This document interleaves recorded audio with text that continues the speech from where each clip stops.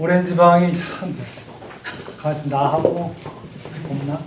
성민 선생님 오실 거예요. 왔어요. 제일 많았는데 참 오렌지 방이 제일 많아서 우리가 2달을 원래 운영하라고 기회를 줬는데도 정작 우리는 저 혼자 하게 됐어요. 제가 아마 마이크 써야 될 것 같아요. 어때? 그 목이 아프더라고요. 괜찮습니까? 저 혼자 앞에 서게 돼서 죄송스럽지만 유익한 시간이 되도록 하겠습니다. 시간이 우리 자료를 이 카피 겉에 있는 건 제가 만든 게 아니에요. 우리 저기 이현숙 선생님께서 이렇게 정성스럽게 만들어 주셨네요. 전 뒤에 있는 것만 제가 만든 거예요. 저희가 이제 오렌지방 인문학 따라잡기 이렇게 참 거창하게 제목을 잡았어요. 진짜 이게 아무리 봐도 어만하고 오만 해가지고 내가 이 뒷감당을 할 수가 없더라고요. 그래가지고 며칠 동안 이건 이미 보내놔가지고 어떻게 할 수가 없어서 자, 부제를 하나 만들었어요. 그래서 부제를 좀 작게 해야겠다 싶어서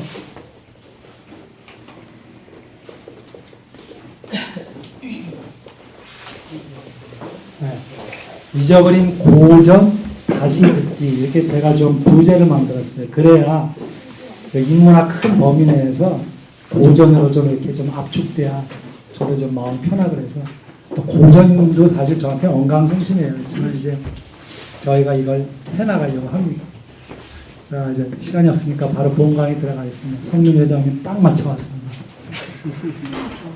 자, 제가 강의를 하기 위해서 먼저 화두로서 컴플렉스라는 걸 좀 써봤고요.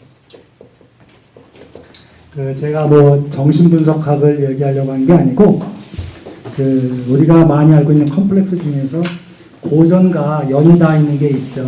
그래서 그 고전을 찾아서 우리가 얘기도 하고 해보려고 해요. 우리가 보통 이제 가정에서 아들은 아버지하고 의견 충돌이 많아요. 그렇죠? 그리고 어릴 때 은영 중에 무의식 중에 아버지를 경쟁 상대로 삼고 엄마들을 독차지하려고 그런 심리적 상태가 있다고 하죠. 그래서 지금은 또 프로이드가 이거를 어떻게 이름을 붙이면 좋을까라고 하다가 오이디푸스에서 이제 착안한 거죠. 그래서 그 제목을 따왔죠. 그래서 그 남자가 엄마를 아버지보다는 좀 더 애착을 더 좋아하는 그런, 그리고 좀 더 정신분석학적으로 얘기하면은 은영 중에 무의식 중에 아버지를 경쟁 상대로 삼고 엄마를 독차지하려고 하는 그런 심리적 상태를 이제 오이디푸스 컴플렉스라고 한다고 하는 거죠. 그죠? 그래서 오이디푸스 컴플렉스, 이건 이제 지금은 또 프로이드가 이제 만든 근거고, 요거하고 이제 반대되는 게 또 하나 있어요. 오이디푸스 컴플렉스의 반대가 뭐죠? 이건 이제 반대로 딸이 아버지를 엄마보다 좀 더 좋아하는 그런 경향이 있어요. 그건 뭐죠? 오이디푸스에 반대되는 개념. 요건 이제 엘렉트라 컴플렉스라고 해요. 엘렉트라 컴플렉스라고 하는데, 이건 이제 칼 구스타프 융이 프로이드가 만든 이론적 근거에다 이름만 살짝 바꾼 거예요. 그러니까 이거는 아들이 어머니를 좀 더 좋아하는, 그 다음에 이건 딸이 아버지를 좋아하는 그러한 우리 용어로 많이 쓰이죠. 자, 이건 이제 가정문에서 이러는 거고, 이제 가정문회가 아니라 이제 이를테면 우리 이런 걸 가정해 볼 수가 있어요. 제가 한 여인이 남편의 장성한 아들을 보고 가슴이 벌렁벌렁합니다. 이런 심리적 상태가 있어요. 이제 이건 좀 어려운데, 불륜이잖아요, 불륜. 네, 불륜이라고 여기서 그리스 신화는 불륜이라고 하면 안 돼요. 파에드라 컴플렉스라고 그러죠. 파에드라 컴플렉스. 그 다음에 요거에 반대되는 또 개념은 역시 이제 롤리타 컴플렉스라고 해요. 내용을 생각하면 돼요. 어른이 어린 여자아이를 좋아하는 그런 거, 그런 심리적 상태. 이런 게 있죠. 그 다음에 뭐 피터팬 컴플렉스니 나폴레옹 컴플렉스니 또 뭐 있죠, 신데렐라 컴플렉스 이런 게 많이 있는데, 이제 저희가 강의 주제를 잡은 거는 고전의 깊이 연이 닿아 있는 이 세 가지, 오이디푸스, 엘렉트라 컴플렉스, 파이드라 컴플렉스, 이 세 가지를 이야기할 건데, 오늘은 오이디푸스 이야기를 할 거예요. 오늘은 오이디푸스 이야기를 하고 다음 달에는 엘렉트라와 파이드라 컴플렉스를 이제 같이 이야기할 겁니다. 이렇게 얘기할 거예요. 자, 이제 이렇게 되면 이제 우리가 고전을 얘기하려면 이제 비극이니까 그리스 3대 비극 시인을 한번 다시 리마인드 해보겠습니다. 우리가 잘 알고 있는 3대 그리스 비극 시인이 있죠. 누구를 보통 얘기하죠? 비극 시인 하면은 그리스 3대 비극 시인. 네, 저는 이거를 에이스라고 외웠어요. 그래가지고 이 순서가 바꾸면 헷갈려요. 아이스, 아이스 클로스, 또 소포, 클레스, 또 에오리, 피데스. 이렇게 세 명이 이제 그리스 3대 비극 시인이라고 하죠. 이 사람은 BC 525에 태어났고 이 사람은 BC 484에 태어났습니다. 525, 484 외우면 편안하죠. 그 다음 주가 5월 25일이죠. 저희 집사람 생일입니다. 잊어버릴래 잊어버릴 수가 없어요. 5월 25일 484일 편입니다. 이 사람은 BC 496년에 태어나서 406년에 죽었어요. 90년을 살았어요. 그러니까 이 사람은 BC 5세기를 온전히 다 살았다는 사람이에요. BC 5세기. 그 BC 5세기라는 데가 무슨 시대예요? BC 5세기. 네? 그리스에서 BC 5세기라는 거는 전쟁의 시기였어요. 네. 499, 449 이게 페르시아 전쟁 기간이에요. 헤로도투스의 히스토리에 나오는 게 바로 이 페르시아 전쟁 얘기죠. 그리고 잠시 평화가 있었고 또다시 431년부터 404년까지 이거는 투피디데스의 그 펠로폰네소스 전쟁에서 나오는 펠로폰네소스 전쟁이 바로 이거죠. 그러니까 이거는 내란이죠. 아테네와 스파르타가 이때 싸우고 싸웠죠. 물론 이 사이에 이제 아테네 민주주의가 있었지만은 전체적으로 볼 때 기원전 5세기라고 하는 거는 전쟁의 시기였어요. 소포클레스는 이 5세기를 온전히 90년 동안을 전쟁 소용돌이에서 살았던 사람입니다. 이 사람이 소포클레스는 우리가 먼저 디오니소스 축제 때 그 축제의 그 하이라이트라고는 그 비극 경연대회에서 무려 18번이나 우승을 먹은 사람이에요. 가장 많이 디오니소스 축제 비극 경연대회에서 우승을 한 사람이 소포클레스예요. 이 사람은 총 123편의 희곡을 썼는데 지금까지 남아있는 거는 이제 단 7편이에요. 7편인데 이 7편 오늘날까지 전달되는 이 7편에 우리가 이제 공부하려고 하는 소위 말해서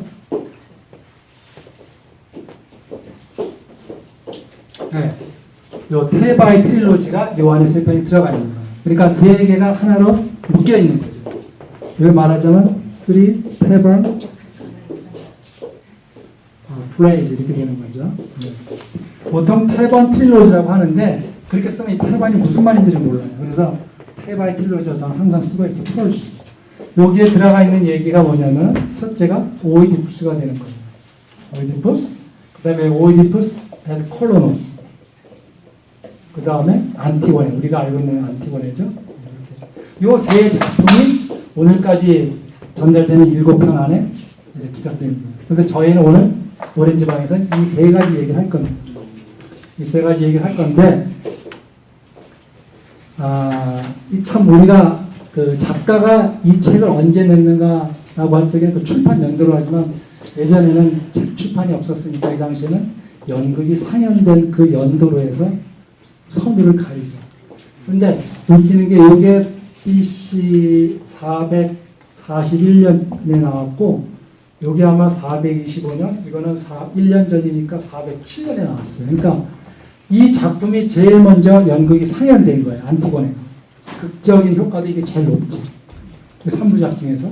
안티고네는 제일 먼저 상연되고 나중에 이제 이게 상연된 건데 이런 걸 이렇게 보면 돼요. 왜 우리가 스타워즈 같은 거 영화가 한번 히트치면 얘기가 앞으로도 갈까? 또 뒤로도 오고 그렇지 않습니까? 그런 것처럼 이 안티고네가 제일 먼저 상연됐던 거예요. 그리고 오이디푸스와 이 얘기한 거죠. 자, 이 얘기를 할 건데 이제 알다시피 이제 오이디푸스는 아버지를 죽이고 어머니가 결혼한 그 비극에서 자기 스스로 장님이 되는 거, 그죠? 그때까지 얘기고, 요거는 이제 장님이 돼가지고 자기 딸 안티고네와 함께 이제 아테네 옆에 있는 위성 도시, 조그만 도시가 있어요. 콜로노스라고 하는 그 도시에 가서 거기서 임종할 때까지 얘기. 그리고 이거는 알다시피 우리가 안티고네가 정권을 잡은 이제 안티고네의 삼촌 크레온과 이제 그 설전을 벌이는 그 이야기. 이렇게 되는 거죠. 전반적으로 그런 식으로 얘기가 되겠습니다. 잠깐 치우겠습니다.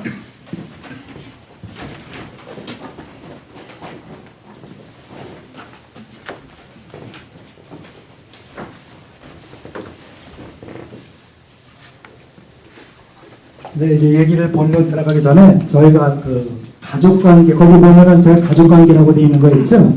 그 가족관계를 좀 알아야 여기 이야기가 쉬워요. 재밌고, 또 도시의 위치들도 좀 알면은 이 얘기가 훨씬 더 재밌어요. 그래서 제가 가족관계를 먼저 얘기할게요. 맨 윗칸에 있는 게 주인공의 아버지 라이오스가 되는 거죠. 라이오스. 요렇게 쓰기도 하고, 요렇게 쓰기도 하는데 주로 이 레티너 방식을 많이 써요. 라이오스. 그 다음에 라이오스와 결혼한 아내가 이오카스테가 있어요. 그 다음에 이 둘 사이에서 오늘 주인공 오이디푸스가 나오죠. 오이디푸스가 나오죠. 아버지를 죽이고 엄마와 결혼하죠. 그래서 이 사이에서 4명이 나오는 거예요.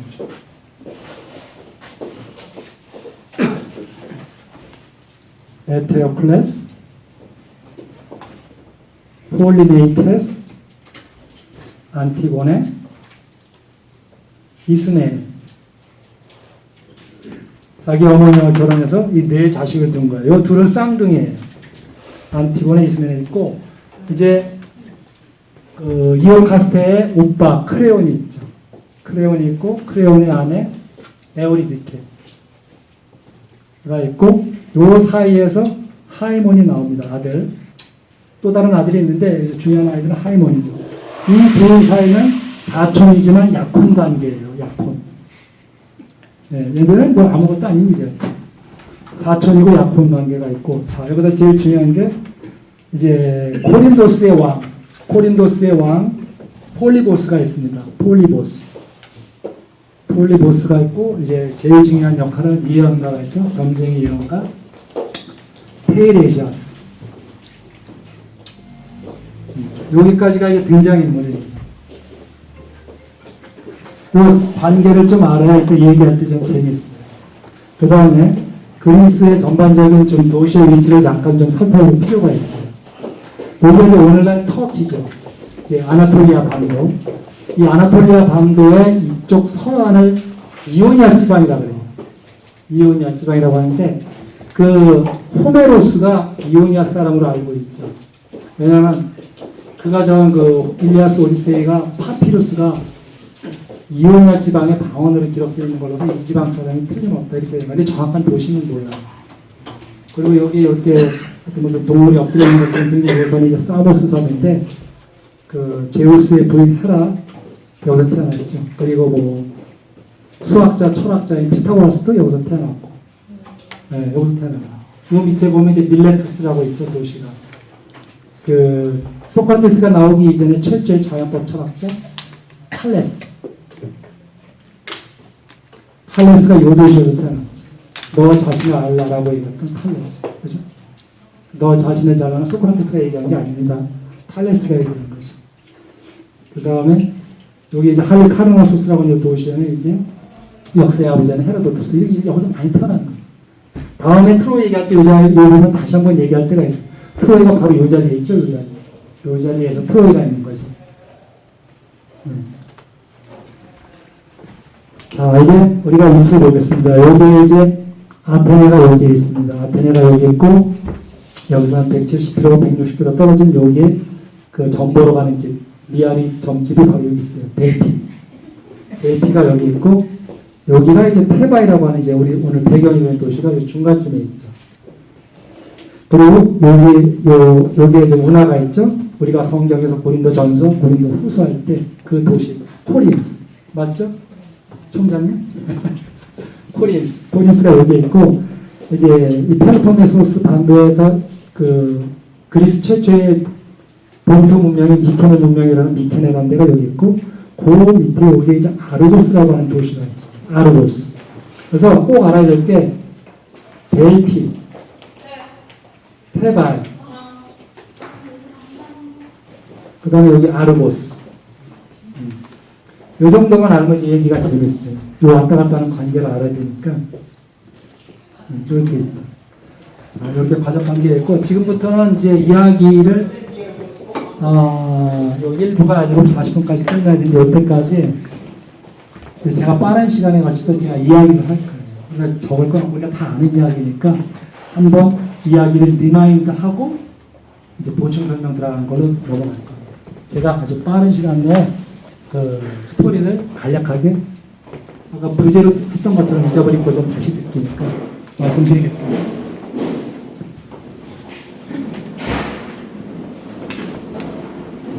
이 이야기에 이제 오이디푸스 먼저 들어가겠습니다. 현재는 오이디푸스가 현재 왕이에요. 현재 왕으로 되어 있고 오이디푸스가 왕으로 되는데 이 테바에 이름 모를 원인을 알 수 없는 전염병이 퍼졌어요. 그래서 지금 같으면은 보건복지부 장관을 불러다 원인을 알아내라, 대처를 대안을 찾아내라고 했겠지만 이 예전에는 그냥 무조건 대피에 가서 신탁을 받는 게 유일한 방법이었죠. 그러니까 자기가 못 가니까 오이디푸스가 자기 처나 크레온을 시켜서 대피를 가서 신탁을 듣게 오고 합니다. 그리고 신탁을 들어온 이 결과를 왕인 오이디푸스한테 보고하는 걸로 이제 이 이야기가 시작되는 거죠. 이제부터 얘기가 그렇게 시작되는 겁니다. 그래서 자 이제 오이디푸스가 크레온 처남한테 이제 갔다 와서 어떻게 됐냐고 물어보니까 크레온의 대답이 우리 도시 테바에는 오염됐다고 합니다. 우리 도시 테바에는 오염됐다고 합니다. 그리고 그 오염을 정화하는 방법은 사람을 추방을 하든가 아니면 누구를 죽여서 피로써 갚아야만 정화할 수 있다고 포이보스 신께서는 말씀하셨습니다. 그랬어요. 포이보스. 이걸 알아둬야 돼요. 포이보스 신께서 신탁을 내려줬습니다. 라고 말을 해요. 그러니까 이제 그러면서 하는 이야기가 그대가 이 나라의 왕이 되기 전에는 라이오스라고 하는 왕이 있었어. 라고 하니까 이 사람 하는 말이 너무 기가 막혀요. 뭐냐면 그 사람과 나는 생면부지이지만 명성은 들어서 알고 있다. 이런 얘기를 하는 거죠. 작가의 기지가 돋보이죠. 자기 친아버지. 근데 아직까지는 모르는 거죠. 오이디푸스가 그렇게 말을 해요. 그러면서 아니 그 옛날에 그런데 이 라이오스 왕께서는 살인당했다는 거예요. 살해당했다고. 그래서 포이보스 신께서는 그 살인범을 잡아서 피를 피로써 갚아야만 우리 테바의 도시가 오염으로부터 정화될 수 있다. 이렇게 얘기하니까 어디 가서 그 옛날 오래된 살인의 희미한 흔적을 찾느냐. 이렇게 얘기하는 거예요. 그래서 여기 이제 페이드 아웃하고 이제 이제 새로운 등장인물이 또 나오죠. 자, 이제 테이르자스가 나옵니다. 그리스 최대의 예언가예요. 장인이죠. 앞을 볼 수 없어요. 앞을 볼 수 없지만 인간이 가진 눈이 없지만 인간보다 훨씬 지혜로운 예언가죠. 테이르자스가 이제 나옵니다. 오이디푸스가 묻죠. 이런 얘기가 있었는데 어디 가서 그 살인범을 잡아줄 수 있겠냐라고 가르쳐 주시오라니까 테이르자스가 단박에 거절합니다. 그거에는 나는 말하고 싶지 않았어. 왜냐하면 테이르자스는 이 모든 사실을 다 알아요. 누가 아버지를 죽였고 해서 한 이 이야기를 다 알지만 현직 그 살인범이지만 오이디푸스가 현직 왕이에요. 그러니까 당신이 죽였고 이렇게 말을 할 수가 없는 거예요. 현직 왕. 그래서 말을 안 하고 계속 이렇게 뒤로 돌리고 하니까 오이디푸스가 여기서 사실 굉장한 설정이 나와요. 첫 번째 설정. 오이디푸스와 이 안티고네에서는 카타르시스가 팍팍 나오는 설정이 몇 번 나와요. 첫 번째 설정이 나옵니다. 그래서 오이디푸스와 테이르자스가 인간의 지혜와 신의 지혜 서로 맞부딪히는 거예요. 인간이란 무엇인가를 놓고 설전이 벌어지는데 이제 그런 부분이 다 책에 나오죠. 이제 테이르자스가 그런 얘기를 안 하고 계속 빙빙 돌려서 얘기하니까 오이디푸스가 알았고 예언가 나와서 불렀는데 참 별거 아니구나. 자, 가도 됩니다. You may go out 했어요. 그랬더니 페이샤스가 뭐라 했냐면 그대에게는 내가 어리석었는지 모르지만 당신을 낳아준 부모에게서는 나는 현명한 사람이 없어. 뜬 갑자기 놀래요. 누가 나를 낳았지? 그런 거예요. 오이디푸스에겐 두 가지 컴플렉스가 있어요. 이 뭐냐면 첫째, 삼거리. 삼거리 얘기가 나오면 스트레스 받아요. 왜냐하면 자기가 몇 년 전에 삼거리에서 누구를 죽였거든요. 또 자기의 탄생에 대한 이야기가 나오면 깜짝 놀래요. 누가 나를 낳았지? 그래서 물어보는 거예요. 오늘이 그대를 낳았고 그것이 바로 그대를 파멸의 길로 이를 것이다 하는 거예요. 온통 수수께끼 같은 소리만 하고 있군. 수수께끼 되면 나보다 당신이 잘 푸니까 네가 알아서 풀어라. 나는 간다. 이게 무슨 얘기냐면 오이디푸스가 스핑크스가 낸 수수께끼를 풀고 테바의 왕이 됐죠. 네. 그걸 가지고 나의 위대함을 가지고 나를 조롱하다니 get out 그런 거예요. 그래서 내가 가긴 가는데 분명히 얘기하겠다. 이걸 덮어둬라. 이 얘기를 덮어두고 이 이야기를 계속해서 펴내면 당신은 안 못 보는 장년이 되고 부자 대신 거지가 될 것이며 지팡이를 짚고 이국 땅을 헤매게 되는 운명에 놓이게 될 거다. 그러니 파헤치지 마라. 그 얘기를 하려고 가는데 계속 오이디푸스가 뒤에다 대고 깐죽거려. 그러니까 이제 페이레시아스도 더는 참지 못하고 이 도시, 이 테바이를 오염시킨 범인은 바로 당신이요라고 하면서 가는 거예요. 자, 이제 또 다시 페이드 아웃하고 또 다른 등장인물이 나오죠. 자, 오이디푸스가 이제 몹시 화가 나 있어요. 그래서 이제 엄마이자 아내인 이오카스테가 등장합니다. 왜 이렇게 화가 나 있어? 그러니까 이제 오이디푸스가 하는 말이 지금 아무리 생각해봐도 이거는 당신 오빠가 뿌리는 수작인 것 같아. 어? 당신 오빠가 말이지 내 왕의 자리가 탐나서 대주당은 미아리 점집에 있는 사람 데려와가지고 이러쿵저러쿵 쓸데없는 얘기 퍼뜨리고 있다는 거예요. 그래가지고 오이디푸스가 좀 화가 나 있다고 하는 거예요. 그러니까 이오카스테가 하는 말이 그런 거라면 걱정하지 마라.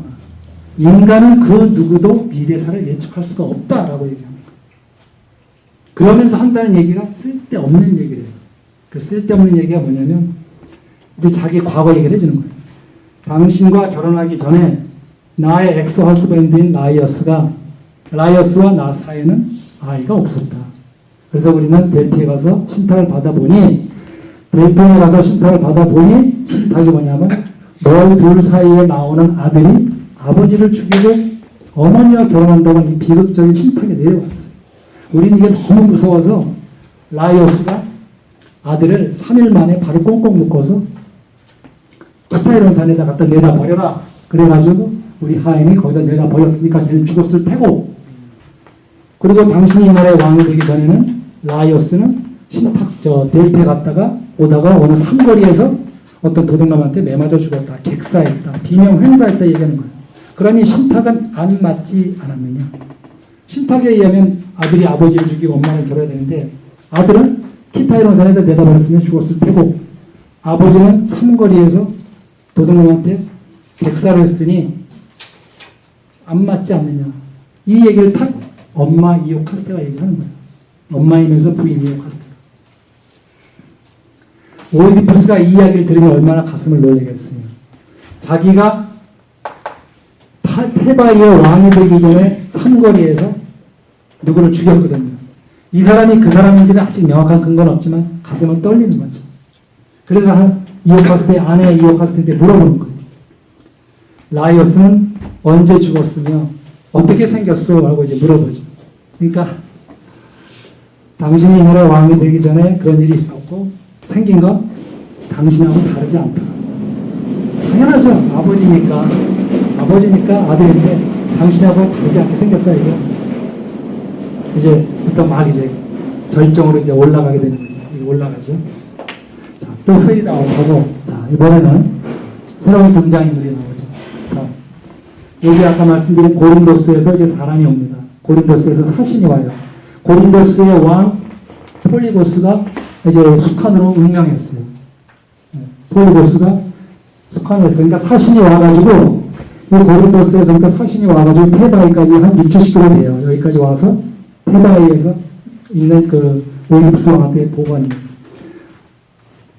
내 아들이시여, 이제 아버지가 돌아가셨으니까 가자.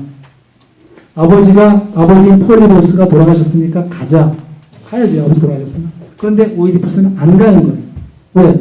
나에게 아직 두려운 신탁이 하나 남아있다. 그 신탁이 뭐냐? 엄마와 결혼할 신탁이 남았으니까는 엄마는 살아계시니까 나는 못 가겠다. 이 얘기를 하니까 이때 비로소 고린도스에서 온 사신이 오이디푸스의 탄생의 비밀을 얘기해 주는 거예요. 다시 얘기가 좀 잠시 뒤로 돌아가야 돼요.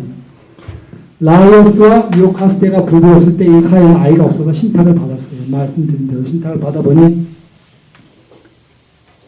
아들이 나면은 아버지 죽이 엄마랑 결혼할 거라고 해서 아버지가 얘를 태어난 지 3일 만에 다리 꽁꽁 묶어서 푸타이런전에 갖다 버리라고 했어요. 하인한테. 그랬더니 이 하인이, 테바의 하인이 이 밑으로 내려갔고 이 고린도스에서 올라오는 또 목동이 있을 거 아니야. 이 목동과 중간에서 늘 만나는 데가 있어요. 만나서 서로 정보도 교환하고 얘기도 했겠죠. 너는 얼마를 받느냐 뭐 이런 얘기 했겠죠. 테바에서 이 아이를 죽이라고 명을 받은 이 목동이 죽이지 않고 코린도스에서 올라온 목동한테 네가 갖다 키워라. 난 진짜 죽이지 못하겠다. 그래서 코린도스에서 올라온 목동이 그 아이를 받은 거예요. 코린도스에 받은 그 목동이 아이를 받고 이제 고린도스로 돌아가서 고린도스의 왕은 폴리보스에게 아들이 없으니까 폴리보스가 이 왕이 오이디푸스를 키우게 된 거예요. 이제 아시겠죠? 폴리보스가 이제 강보에 쌓인 아들을 탁 강보를 풀어보니 아이가 다리가 퉁퉁 부었어요. 네? 다리가 퉁퉁 부었어요. 다리를 꽁꽁 묶어놨으니까 퉁퉁 붓겠죠. 그죠? 다리가 퉁퉁 부었어요. 그래가지고 이름을 오이디푸스라고 이름을 지었어요. 이게 뭔지냐면 오이디가 그 영어의 수엘이에요. 그러니까 과거 분사니까 수어론이 되겠죠. 퉁퉁 부은 발, 옥토퍼스. 그죠? 퉁퉁 부은 발. 이렇게 되는 거죠. 다리가 퉁퉁 부어있으니까 생긴 대로 이름을 붙였어요. 오이디푸스가. 퉁퉁 부은 발. 우리가 왜 한 35년, 40년쯤에 뭐 그런 영화가 있었죠. 왜 옛날 대학극장에서 했었는데, 늑대와 함께 춤을? 인간들이 이름을 붙일 때 그 생긴 대로 이름을 붙이죠. 늑대와 함께 춤을. 부러진 안경들. 뭐 이런 식으로. 이렇게 이름을 붙였다. 그러니까 다리가 퉁퉁 부으니까 코린도스와 폴리보스가 오이디푸스라고 이름을 붙이신 거예요.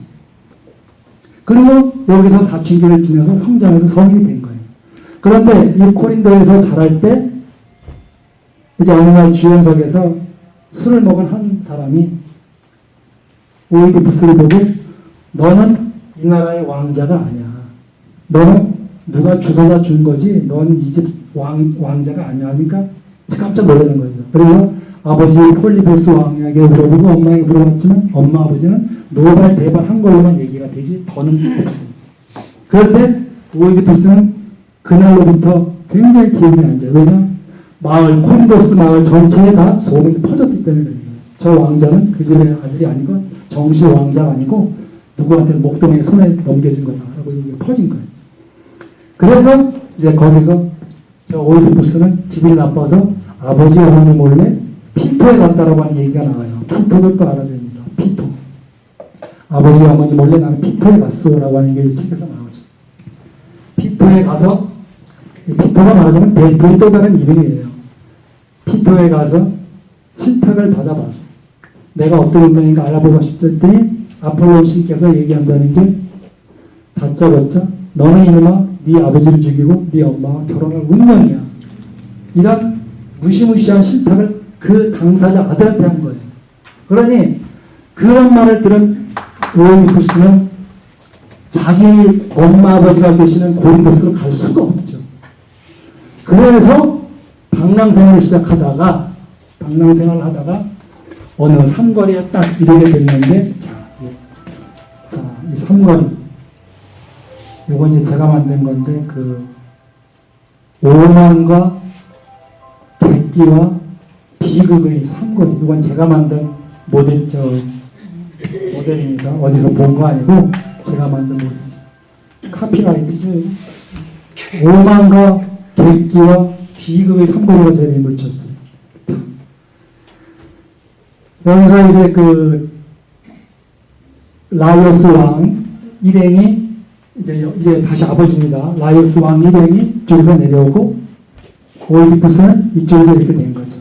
그래서 여기서 딱 만난 건데 오만과 객기가 맞붙었어요. 비극으로 가야죠. 여기서 라이오스의 그 길라잡이가 먼저 비켜라고 일망하고 툭 쳤더니 이제 오이디푸스가 화가 나서 툭 치고 툭 치고 하다 싸움이 붙어서 결국 라이오스 왕 수행원 총 5명 중에 4명을 오이디푸스가 이 자리에서 죽인 거예요. 그리고 한 명은 도망갔어요. 그 한 명. 그리고 나서 또 차곡차곡 가다가 이제 테바이 근처까지 가와서 그러니까 고르노스는 안 가고 테바이를 그냥 여기서 발을 멈춘 거죠. 테바에서 앞에 딱 짚더니 저기에 무슨 사람도 아니고 사제도 아닌 것이 딱 앉아가지고 이리 와라 해서 내가 내는 수수께끼 맞추면 안 잡아먹지 그러는 거예요. 그 퀴즈가 뭐죠? 그 수수께끼가. 이거 다 아는데. 이 수수께끼는 우리가 아주 어릴 때 들어봐도 모르는 사람이 없어요. 근데 여기에서 그 수수께끼가 나왔다는 거는 잘 모르죠. 그 수수께끼가 뭐냐면 스핑크스의 수수께끼가 뭐냐면 어릴 땐 4발로 걷고 커서는 2발로 걷고 늙어서는 3발로 걷는 짐승이 뭐냐라고 스핑크스가 오이디푸스한테 묻는 거예요. 그러니까 오이디푸스가 그거 It's that easy. 사람 그런 거예요. 그러니까 이 스핑크스가 한 번도 이런 게 없었는데 자존심 상해서 이제 자살해서 죽었다고 하는 그 얘기. 그렇게 하고 이제 테바의 성에 딱 들어가니 테바의 백성들이 후레이 하는 거죠. 이 테바의 성은 스핑크스가 문 앞에서 지키고 있어가지고 나가지도 못하고 들어가지도 못했어요. 그런데 이 젊은 영혼 오이디푸스가 스핑크스가 없어졌으니까 그리고 영혼이죠. 그러다가 청상 가부가 딱 있으니까 어떻게 해요? 결혼해야지. 비극으로 가야지. 그래서 이제 둘이 결혼한 거예요. 예정대로 신탁대로 다 맞아 떨어지는 거예요. 자기는 그 무서운 신탁을 피해서 다른 데로 갔지만 이제 그 얘기는 안 해요. 인간은 주어진 운명을 피할 수 없다는 것이죠. 자기 아버지를 결국 죽였고 삼거리에서 물론 알지 못한 상태에서 엄마와 결혼하게 된 그 운명이 다 맞아 떨어진 거예요. 이렇게 돼서 이 이야기를 고린도스에서 신하가 얘기를 해준 거예요. 그리고 3자 대명으로 테바이에서 그 아까 살아남았던 그 목동 하나 그 사람을 다 불러요. 그리고 그 목동과 고린도서 사신과 다 3자 대면에서 내가 이렇게 해서 버려져가지고 저기 고린도스를 왔다가 다시 와서 삼거리에서 만나서 아버지 죽이 엄마랑 결혼했다는 퍼즐이 딱 맞춰진 거예요. 그 김하진 회장님의 퍼즐 맞추기가 아닙니다. 퍼즐이 딱 맞춰지니까 이제 모든 게 다 밝혀진 거죠. 모든 게 다 밝혀지고 참 추악하죠. 인간이 비극이 이렇게 할 수가 없는 거죠. 아버지를 죽이고 어머니가 잠시 니체가 이런 얘기를 했어요. 니체가 여기랑 딱 맞아 떨어지는 명언이 있어요. 진리는 추악하다. 네, 멋있죠? 진리는 추악하다. 다 뒤집어 보면 너무 추악하다는 얘기예요. 그래서 진실을 알려는 거예요. 그래서 테이니셔스가 덮어두라고 했는데 이 젊은 혈기에 그리고 자기 탄생 비밀이 이렇게 난 이상 안 알고는 못 사는 거죠. 그래서 비굴한 거죠. 니체가 진리는 추악하다. 그러나 인간은 멸망하지 않기 위해서 예술을 가지게 되었다.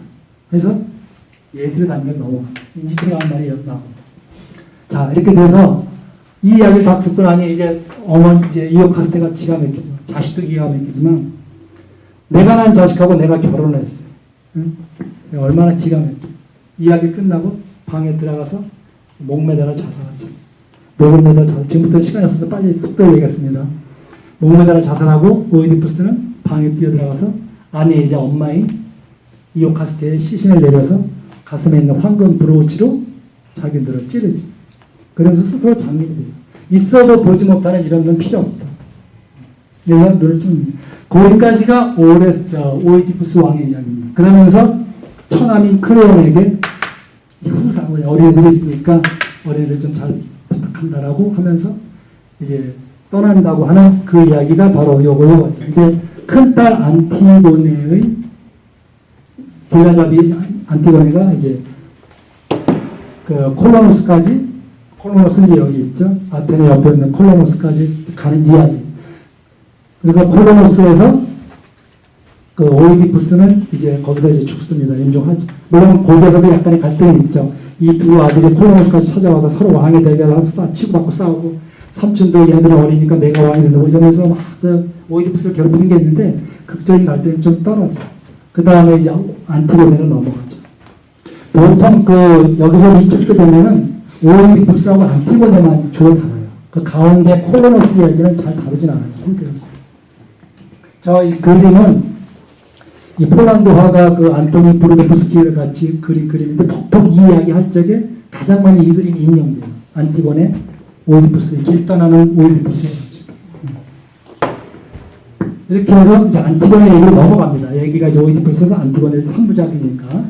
자, 이제 오이디푸스는 죽었어요. 이제 이 자식들의 얘기하고 삼촌의 얘기예요. 삼촌 가족 얘기로 넘어갑니다.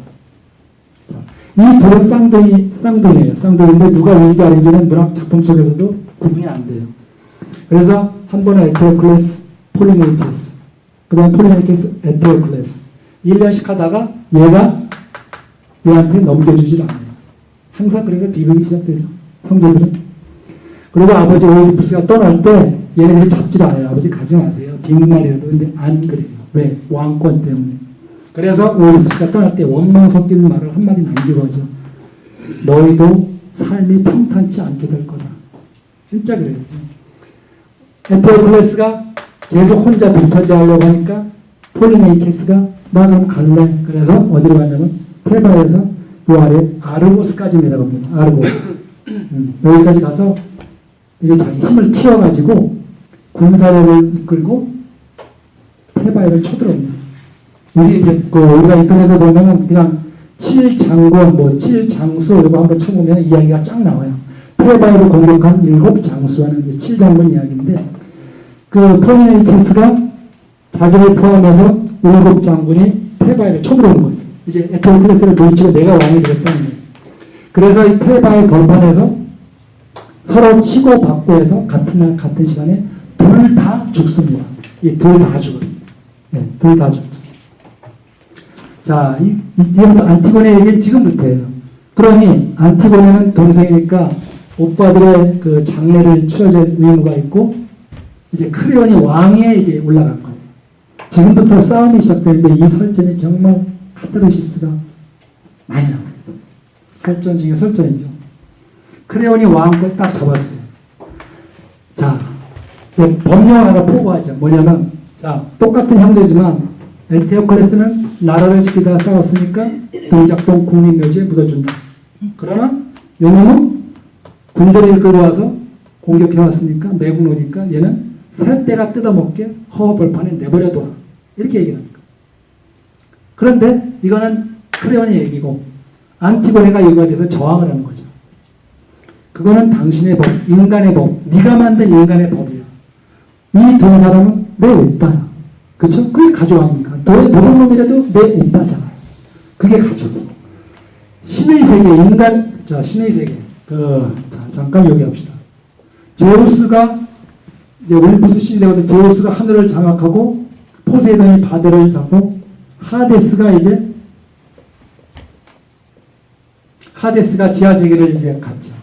하늘, 바다, 지하 세계. 그 세계를 3분하죠. 하데스가 지하 세계인데, 안티고네가 저항하는 게 뭐냐면 하데스의 세계에서는 누구든 모두 다 장례를 지내줘야 된다. 그게 신의 법이라는 거예요. 그래서 점이란 무엇인가를 놓고 신의 법과 인간의 법이 불꽃 튀게 싸우는 설전이 무지 길어요. 이 설전 장면. 막 싸우죠. 그런데 어떻게 하겠습니까? 크레온이 권력을 쥐고 있죠. 안티고네 감옥에 이제 넣죠. 그리고 족하니까 죽이지는 못하고 이제 그 굶어 죽지 않을 정도로 밥을 야금야금 주죠. 자, 이제 새로운 등장인물이 나오죠. 하이몬. 이 사람들의 아들 하이몬. 하이몬이 사촌임에서 약혼자예요. 하이몬이 아버지한테 가서 안티고네 좀 살려주라. 내 약혼자고 아버지 조카 아니냐는데요. 오만과 독성으로 가르친 크레온은 눈 하나 깜짝 안 하죠. 크레온이 안 된다. 그런 거예요. 하이먼이 얘가 죽으면 나도 죽는다 이렇게 윽박질러도 눈 하나 깜짝 안 해요. 이게 진짜 굶어 죽죠? 굶어 죽으니까 하이먼이 아버지한테 가서 아버지 얼굴에 침을 댔다. 진짜 그냥 아버지 얼굴에 침을 댔고 칼로 자살을 합니다. 침을 댔고 자살해요. 그리고 이 모든 게 이러니까 아내 에우리디케가 이 모든 건 당신의 그 오만과 독성으로 이루어진 것. 그러면서 저주를 부어요. 당신한테 저주를 내린다 하고 하면서 자살해요. 칼로. 다 죽어요. 크레온, 이 독성을 받았던 크레온과 순둥이 이스맨에만 살고 다 죽습니다. 그래서 이 집안의 이야기는 이거로 끝나는 거죠. 3부작 이야기는 이거로 끝나요. 그 이야기 끝에 가면은 이제 그렇게 나와요. 이 이야기에서 하고 싶은 얘기는 뭐냐면, 이제 그랬을 때 마지막에 신하가 크레온한테 얘기했죠. 신하가. 그들은 정의를 너무 늦게 알았어. 그러니까 크레온이 뭐라냐면, 맞소. 나는 모든 고통을 다 겪고 나서야 정의를 알았다오. 라고 합니다. 그리고 이제 마지막으로 이제 코러스가 나오죠. 그리스 비극에서 이제 코러스가 하는 역할은 해설자면서 노래도 부르고 뭐 등장과 폐장과 막 거셨던 것이다 이런 게 다 코러스가 하죠. 코러스가 이제 설명해 주는 걸로 끝나는데 오만에 대해서 얘기를 하죠. 오만은 커다란 형벌을 받고 나서야 깨닫게 된다. 그런 얘기를 하고 맨 마지막에 지혜야말로 가장 큰 행복이다네 라고 하면서 이제 테바의 3부작 얘기가 끝납니다. 네. 여기까지가 이제 전반적인 다 얘기예요. 여기까지가 다 얘기고 지금부터 이제 그 프린트물에 있는 그 보충 설명을 들어가도록 하겠습니다. 시간이 없어서 바로바로 들어가야 될 것 같아요.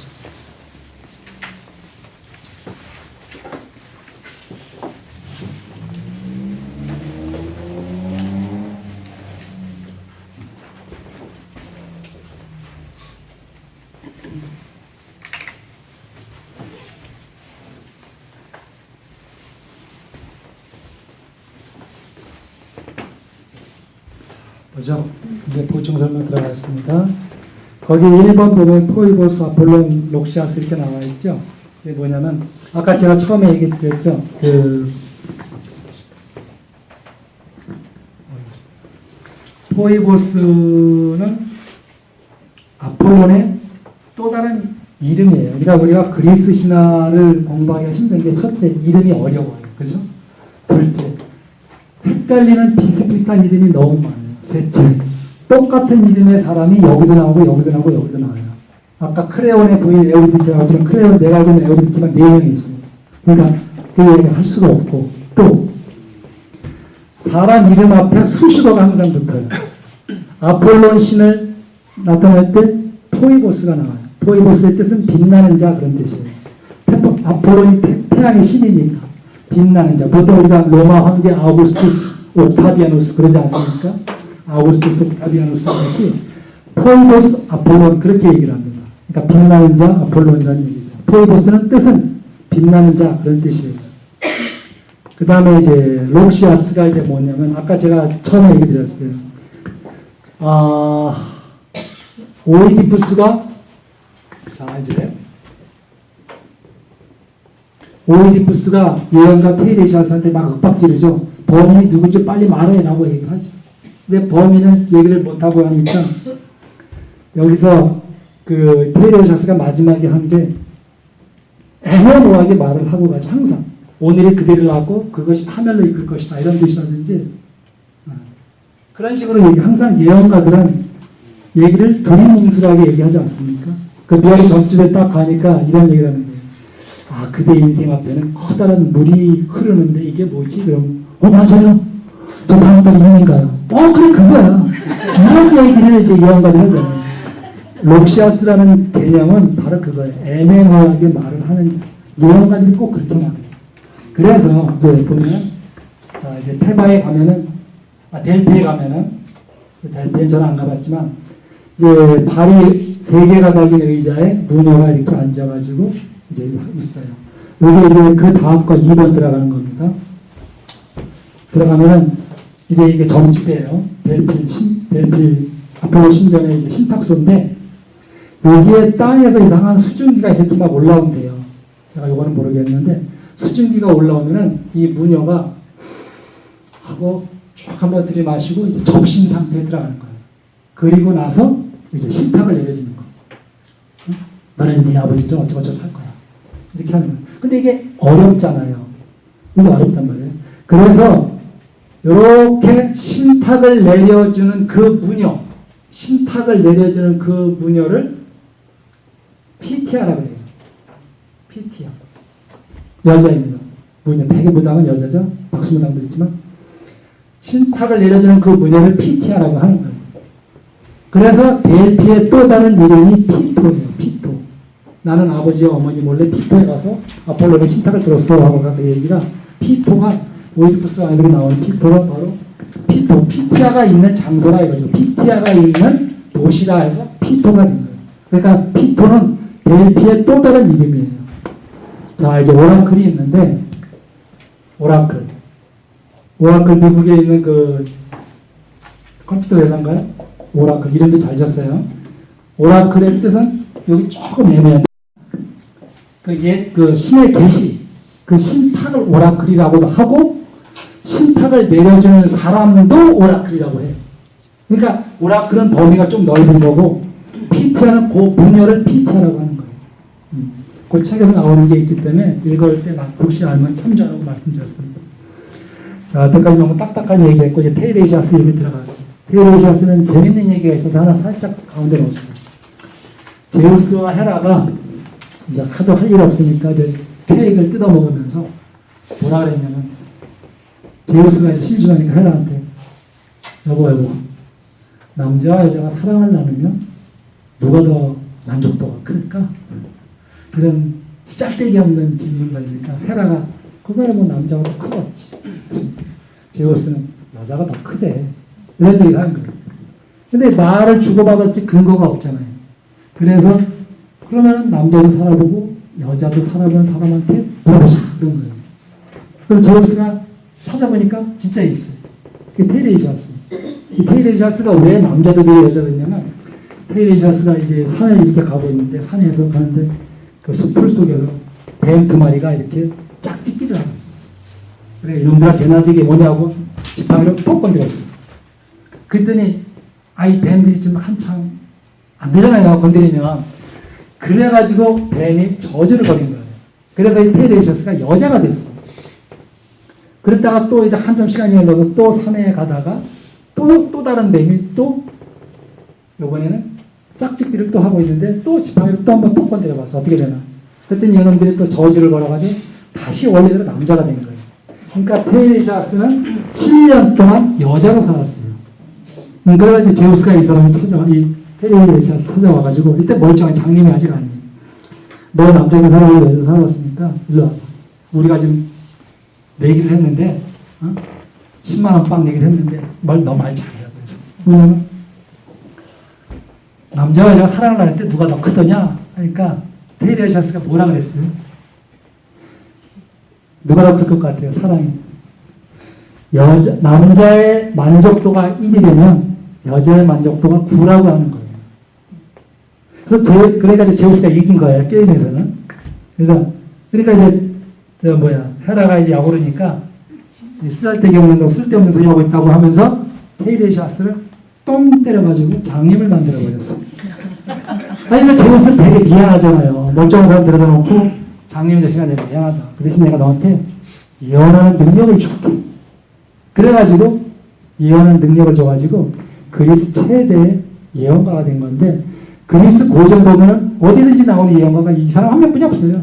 그러니까 통틀어 봐도 예언가면 이 사람 이름만 나와요. 이 사람은 7대를 살았어요. 7대에 걸쳐서 장수하고 예언을 했던 사람이에요. 테이레시아스. 그래서 재밌는 얘기 하나 하려고 넣은 거예요. 잠깐. 자, 이제부터 조금 무게가 있어 보입니다. 여기가. 자, 스핑크스. 빨리 얘기해야 될 것 같아요. 시간 좀 모자라네요. 스핑크스. 자, 아이고, 지도를 지워버렸네. 자, 스핑크스가 낸 퀴즈. 아까 얘기했죠. 네 발, 두 발, 세 발, 그 인간인데 또 다른 또 다른 스토리에서는 스핑크스가 약을 나서 질문을 또 냈다고 하는 게 있어요. 그 질문 뭐냐면 두 자매가 있는데 A 자매가 B를 낳고 B 자매가 A를 낳았다. 그게 뭐야? 라고 하는 게 있어요. 그건 진짜 어려워요. 스핑크스의 또 다른 퀴즈. 그게 낮과 밤입니다. 낮과 밤. 낮이라고 하는 건 이제 낮의 신 헤메라, 낮의 신 헤메라하고 밤의 신 닉스, 여성 명사거든요. 그리스어에서. 그러니까 두 자매가 있었는데 라고 이렇게 의인화시킨 거죠. 스핑크스가. 자, 스핑크스가 낸 질문은 두 가지 의미가 있어요. 첫째, 스핑크스가 낸 질문 첫째, 누구도 풀 수 없었던 그 스핑크스의 수수께끼를 인간 중에서 가장 영리한 인간, 오이디푸스가 풀었다고 하는 인간의 영리함을 얘기하는 거예요. 인간. 둘째는 뭐냐면 이 질문은 인간의 라이프 사이클을 놓고 질문한 최초의 질문이 되는 거예요. 어릴 때는 네 발로 걷고 다시 두 발로 걷다가 늙으면 다시 세 발로 걸어야 되는 인간은 이럴 수밖에 없다고 하는 그 인간의 외형을 놓고 이 오이디푸스 왕 이야기 처음부터 끝까지 끌고 가는 이 구도가 인간이란 무엇인가 이런 얘기인데 구체적으로 스핑크스가 이제 이야기를 하죠. 인간이란 이럴 수밖에 없다는 인간의 외형적인 질문을 던져주죠. 스핑크스. 자, 제가 이제 스핑크스를 이제 끌어들인 것은 저는 이 질문을 얘기를 하려고 했던 거예요. 스핑크스가 왜 그리스에 있죠? 하는 거예요. 스핑크스가 왜 그리스에서 나오나? 스핑크스는 이집트에 있죠. 스핑크스는 지금 있는 이집트에 있는 가장 오래된 스핑크스 현존하고 있는 게 BC 2650년 거라고 합니다. 그리고 그리스 지역에서 동굴이나 무덤에서 발견되고 있는 스핑크스의 벽화는 BC 1600년 정도뿐이 안 됩니다. 그러니까 1000년 있다가 이야기가 흘러 들어간 게 있어요. 그러니까 여기서 이제 스핑크스에 대해 이제 제가 이제 이해를 드리려고 했던 거죠.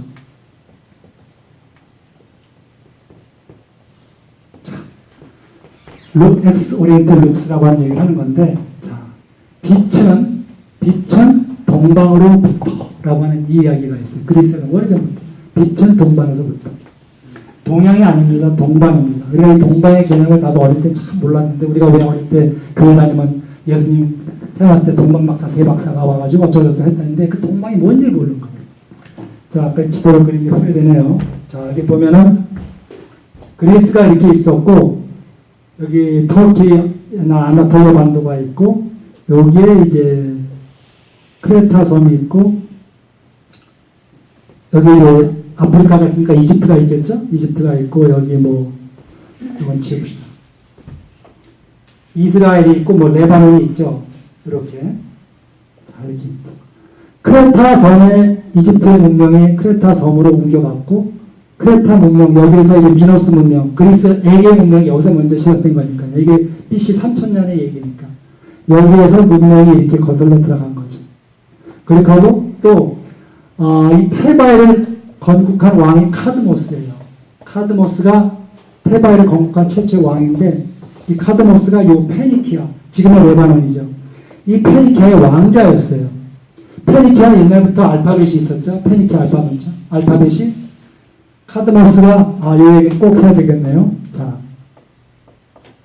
카드모스가 있고 그 여자 동생 에우로페가 있어요. 그런데 에우로페가 너무 이쁘니까 제우스가 그냥 놔두질 않았겠죠. 그래서 제우스가 황소로 변해가지고 에우로페를 업고 지중해를 건너서 크레타 섬에 가서 여기서 아들을 낳았어요. 그 아들이 바로 미노스예요. 미노스 문명. 크레타 문명, 미노스 문명이라고 하죠. 그리고 황소 등에 태우고 온 유럽을 다 돌아다녔어요. 그래서 유럽이 이 이름에서 나온 거예요. 에우로파. 유럽. 스펠링이 지금까지도 그대로 있죠. 에우로페. 그러니 이 두 사람의 아버지인 페니키아 왕이 카드모스한테 네 동생 없어졌으니 찾아와라. 네 동생 못 찾아오면 집에 들어올 생각하지도 마. 그렇게 된 거예요. 그러니 카드모스가 유럽을 다 뒤져봐도 어디 가서 찾을 수가 없었던 거지. 그래서 여기저기 다니다가 테바이에 발을 멈춰서 거기서 테바이를 건국한 겁니다. 그래서 이 카드모스의 도시를 먼저 처음에 세웠을 때 이름이 카드메이아예요. 카드메이아. 최초 이름은. 그리고 나서 테바이로 된 거죠. 그리고 나서 이제 오늘날 이제 보통 우리가 테베라고 하는 게 이렇게 된 거죠. 자, 이집트에서 크레타 섬을 건너서 문명이 대륙으로 넘어오고 페니키아에서 페니키아 알파벳 문자가 카드모스가 가져 들어와서 테바이를 통해서 그리스 전체로 알파벳이 퍼져서 오늘날 알파벳이 유럽에 퍼진 거예요. 문명이 들어오면은 거기에 딸린 이야기, 속담, 의식주, 그죠? 이런 문화까지 다 같이 딸려 들어오는 거예요. 그러니까 스핑크스까지는 가져들지 못했지만 스핑크스는 1600년에 정도에는 이미 이야기가 들어가 있었던 거예요. 그래서 스핑크스는 그리스에 그런 얘기가 됐던 거죠. 자, 다음 질문 없습니까? 자, 다음 넘어가겠습니다. 자, 이제 스티디아 후마니타스. 이게 이제 우리말로 인문학이라고 번역되는 건데, 이건 다른 건 아니고, 우리가 이제 보통 인문학을 하게 되면 늘 맞닥뜨리는 대명제가 있죠. 첫째, 나는 누구인가 하는 문제죠. 우리가 인문학을 공부하고 인문학 강의를 듣고 하면 다 따라다니면서 첫 번째가 나는 누구인가 하는 문제, 그죠? 오이디푸스가 범인이 누군지라고 찾았지만 정작 자기가 자기 자신을 모르는 거예요. 우리는 우리 자신을 안다고 생각하지만 프로이드는 그렇게 얘기 안 했죠. 천만에. 우리는 우리 자신을 다 알고 있다고 생각하지만 우리를 누르고 있는 진짜 힘은 잠재된 무의식이라고 하는 거예요. 그것이지 우리는 우리 자신을 모른다는 거예요. 후에 말. 나는 누구인가? 오이디푸스도 자기가 자기 자신을 모르잖아요. 자기 자신도 모르는 자신을 찾아서 범인을 찾아보니 자기였어. 이런 문제가 인문학을 공부하면 항상 나오는 거죠. 둘째가 how to live. 이거는 뭐 늘 그냥 인터넷이고 뭐 어디든지 막 who am I, how to live는 인문학을 하면 항상 나오는 거예요. 우리 인생은 이제 어떻게 살 거냐? 이런 얘기가 또 나오는 거죠. 또 하나가 이제 오늘과 관련된 거 있다면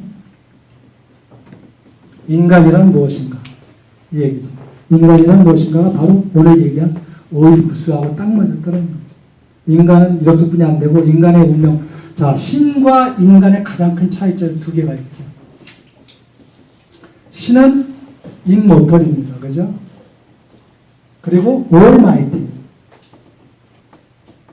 신과 인간의 가장 큰 차이점이 신은 어떤 일이 있어도 안 죽죠.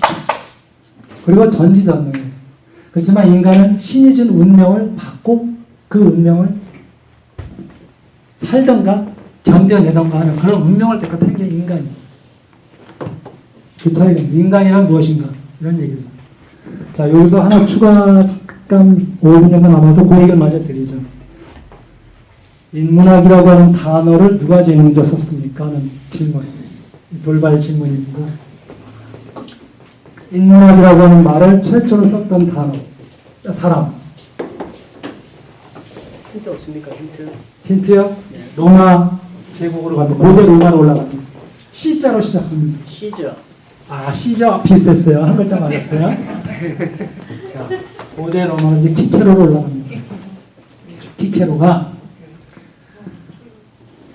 자, 이제 여기 보면 스튜디오 후마니타스라고 타티스라고 되어 있는데 이게 이제 우리말로 인문학이라고 번역되는 거죠. 인문학인데 이제 키케로가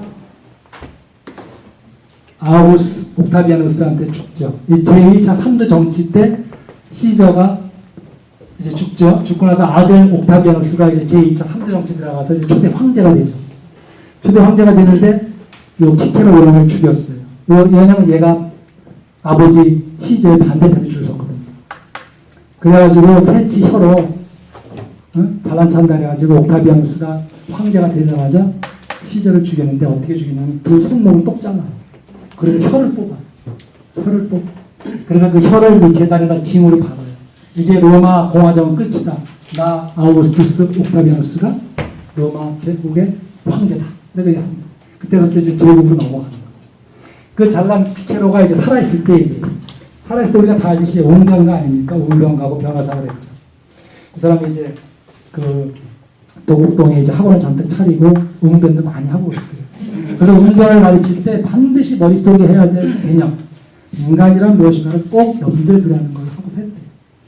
그거 말고 이제 다시 변호사. 요즘 여기하고 상황이 똑같죠? 은근만 해서 먹고 살리니까 변호사도 하고 뭐 이런 융자도 해주고 그러잖아요. 변호사 시절 하고 있는데 이제 건수가 하나 큰 게 들어왔어요. 뭐냐면 자, 이제 요 시민권 우리들 얘기하고 나오네요. 시민권 얘기 나오네요. 자, 그 로마에 시인 아르키아스라고 하는 사람이 있었어요.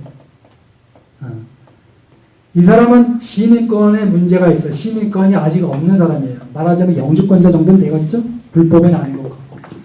시인 아르키아스가 로마에서 활동한 시인인데 시민권 문제로 추방당할 위기에 있었어요. 그때 키케로가 이 사람을 변호하게 된 거예요. 우리 대로마는 이러한 시인을 추방해서는 안 됩니다. 시인 아르키아스는 이제 이거 중요한 겁니다. 비르투스와 아레테를 이거는 진짜 찾아보십시오. 시인 아르키아스는 비르투스와 아레테를 습득하고 훈련하기 위하여 후마니타스를 공부한 사람입니다. 하는 거죠. 네. 시인 아르키아스는 비르투스와 아레테를 습득하고 훈련하기 위하여 후마니타스를 공부한 사람입니다. 이 공부는 나이가 젊은 사람에게는 마음을 곱게 해주고 나이가 든 사람에게는 강하게 해주며 마음의 평화를 주며 블라블라블라 했겠죠. 우리가 살다가 역경과 곤경에 쳤을 때 고난에 쳤을 때 마음에 안식을 주고 평화를 주는 학문입니다. 라고 후마니타스를 쓴 거예요. 영어로 하면 이제 휴메나티가 되는 거죠. 휴메나티. 네. 그 앞에 이제 스타디가 붙으면 휴메나티즈 돼가지고 인문학 그렇게 번역된 거예요. 그렇게 해서 아르키아스의 추방을 변론할 때 키케로가 이제 최초의 이 단어를 썼다고 하는 그 얘기가 있어요. 그 사이드로 나왔고요. 딱 8시 돼서 이제 8시 50분까지는 마지막 거 하도록 하겠습니다. 이게 제일 재밌습니다.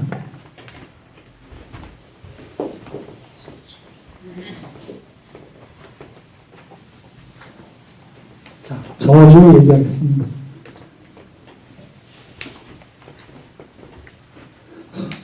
도대체 이 오이디푸스 가문의 이야기는 왜 이렇게 저주스러운 왜 뭘 잘못해서 저주받는지 알아보고 싶죠?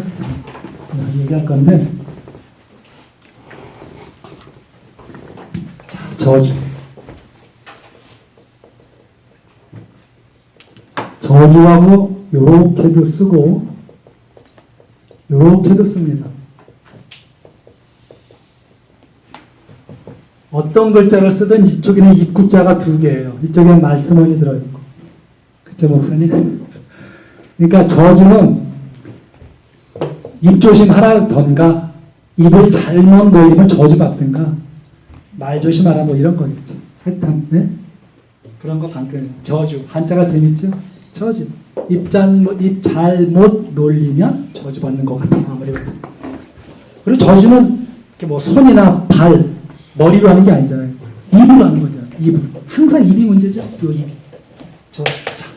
그리고 저주에 대한 제가 2가지를 얘기할 거예요. 자, 태초에 어떤 저주가 있었나? 태초에 어떤 저주가 있었나? 봅시다. 자, 이제 우리가 알고 있는 이제 카오스가 나오죠. 카오스. 혼돈의 시대 카오스입니다. 그죠? 여기에서 하늘의 신 우라누스와 대지의 신 가이아가 나오죠. 이렇게 나오죠. 이 밑에서 이제 우리가 소위 알고 있는 타이탄 있죠? 타이탄 12신 거신들이 나오는 거죠. 거신족들. 여기서 거신족들이 나오죠. 뭐 휘페리오, 우리가 알고 있는 태양의 신 아폴론이 최초의 신이 아니에요. 태양의 신인 아폴론은 3번째예요. 제3세대. 첫 번째가 휘페리온이라고 있어요. 그 다음이 헬리오스. 그 다음이 아폴론이에요. 3대 태양의 신이죠. 헬리오스, 우리가 이런 단어 있었죠? 왜? 헬리오센트릭이라고 하는 거. 태양 중심이라고 하는 거. 그죠? 헬리오센트릭 하는 거죠. 헬리오. 3대 신이죠. 그 신이 이제 바로 티탄 12신 중에 첫 번째죠. 히페리온과 테이아, 오케아노스와 테미스, 코이오스포이데 그 다음에 이제 막내 아들. 이게 중요한 거죠. 크로노스와 레아. 크로노스가 막내입니다. 그다음 요 네 명의 남자 여자 신들은 남매들끼리 결혼하죠. 그래서 자손을 퍼뜨리죠.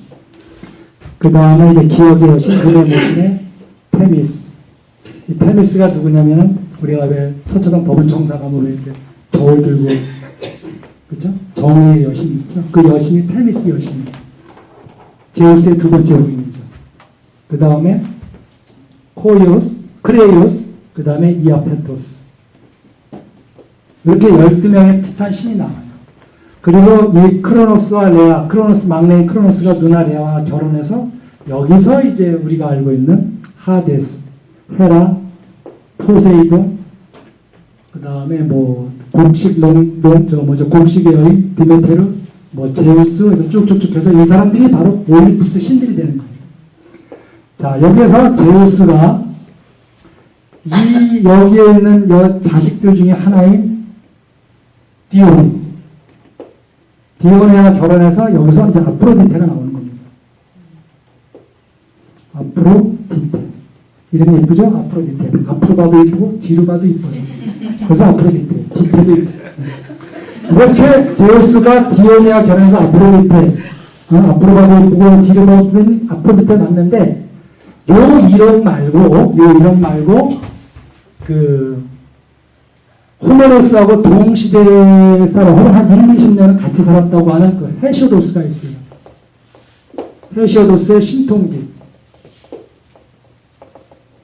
테오고니아, 이게 우리가 말하는 신통기 있죠. 신들의 계보. 그리스 신들을 최초로 계보를 쫙 적은 책이 이 책입니다. 이 책에 보면은 이 아프로디테에 대한 묘사가 조금 달라요. 이제 그 얘기를 하고 싶은 거죠. 뭐냐면, 자, 이제 문제는 크로노스와 이제 우라노스의 아버지와 아들, 아버지와 막내 아들이죠. 막내로만 얘기가 내려갑니다. 막내 아들, 또 막내 아들. 자, 우라노스, 이제 이 페오고니아에 의하면 아프로디테가 어떻게 태어났냐면, 우라노스는 이 티탄족들이, 이 자식들이 태어나지 원치 않은 거예요. 자식은 이미 대지에 만들어졌는데, 자식들이 태어나지를 원치 않은 거예요. 그래서 자식들은 이제 지상 밖으로, 이제 그 책에 보면 보통 어머니 자궁 속에 붙어졌다 하지만 어머니 자궁이 뭐겠어요? 어머니가 대지의 여신 가야 하니까 대지에 붙들어 맸다는 얘기예요. 대지 바깥으로 자식들을 나오지 못하게 하니 답답하죠? 막내 아들 크로노스가 반기를 들죠. 막내 아들 크로노스가 아버지 우라노스를 찾아가서 단판을 짓는 거예요. 크로노스가 우라노스 찾아가서 아버지가 여기 이렇게 있어요. 우라노스가 있는데 크로노스가 이제 무서운 흉기를 하나 들고 아버지 우라노스 찾아가죠. 그래서 여기를 똑가닥 잘라요. 여기를 똑가닥 잘라 이제 없죠, 그죠? 똑가닥 잘라서 바닷물에 버렸어요. 그래서 바닷물을 둥둥둥둥둥둥 떠내려가 가지고 터키에 있는 그 키프로스 터키가 있죠. 키프로스 섬이 있고 이 앞에서 이제 막 거품이 일면서 하얀색 조갑이, 커다란 조갑이 위에서 어떤 여자가 이렇게 하고 이제 태어나지. 그 여자가 바로 아프로디테. 그러니까 헤시오도스에 의하면 이런 식으로 한 게 아니라 크로노스가 아버지 우라노스를 똑 잘라가지고 버렸더니 그게 바닷물에 가서 거품이 돼서 태어났다는 거예요. 이 이야기를 가지고 르네상스 시대 때 그 누구죠? 산드로 보티첼리가 그림을 하나 그리죠. 그 유명한 그림이 뭐예요? 응?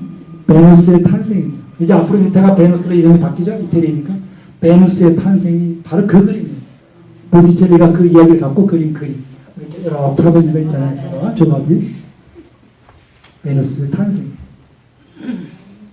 이렇게 해서 얘기했던 거. 그러니 어쨌거나 저쨌거나 아버지로서는 참 민망하죠? 없으니까.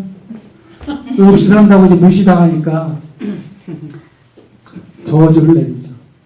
이게 인류 최초의 저주입니다. 너도 네 아들에게 너의 자리를 뺏길 거야 라고 저주를 퍼붓고 그러죠. 이게 최초의 저주죠. 근데 이제 그 신화라고 하는 것은 자연현상에 대한 해석일 뿐이에요. 그러니까 이게 뭔 얘기냐면은 실질적으로 이제 제우스 원래 먼저 하죠. 크로노스가 그래서 제우스 이 자식들을 갖다 무서우니까 아버지한테 무서운 얘기 들었잖아요. 그러니까 무서우니까 크로노스가 이 자식들을 갖다가 막 잡아먹는 거예요. 다 잡아먹죠. 다 잡아먹고 막내 아들 제우스가 먹을 찰나에 왜 우리가 그 그림 그리스 신화 그림들 보면 괴물이 막 자식 잡아먹고 있는 그게 있어요. 그렇죠? 자식을 잡아먹는 크로노스 해가지고 제우스를 이제 하나 남았는데 엄마 레아가 안 됐으니까 돌팽이에다가 강포를 싸서 자 이게 아들 낳았어 딱 줘요. 근데 크로노스는 그게 이제 아들인 줄 알고 삼켜버리죠. 그리고 레아가 제우스를 이 크레타 섬에 가서 몰래 놔요. 크레타 섬에서 몰래 낳고 크레타 섬에서 힘을 키운 제우스가 이제 다시 돌아오죠. 컴백. 돌아와서 아버지를 포함한 티탄족 12신들을 지옥에 몰아내버리죠. 지옥에 몰아내는데 이제 이것도 재밌어요. 그 단테의 신곡에 보면은 지옥이 이렇게 생겼어요. 깔때기 모양으로 생겼어요. 그 단테가 묘사한 지옥이에요. 그래서 여기는 이제 에레도스라고 하는 지옥인데 이제 비교적 경중을 따졌을 때 가벼운 도둑놈들. 이제 여기는 이제 타르타로스라고 그래요.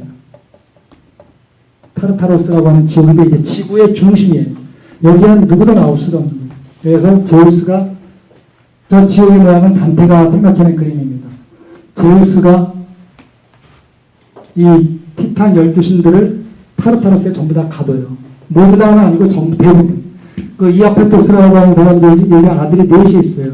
아들이 넷이 있는데 메네이키오스라고 하는 사람은 그 아까 말한 크레온의 조상이고 여기 이제 아틀라스가 나오죠.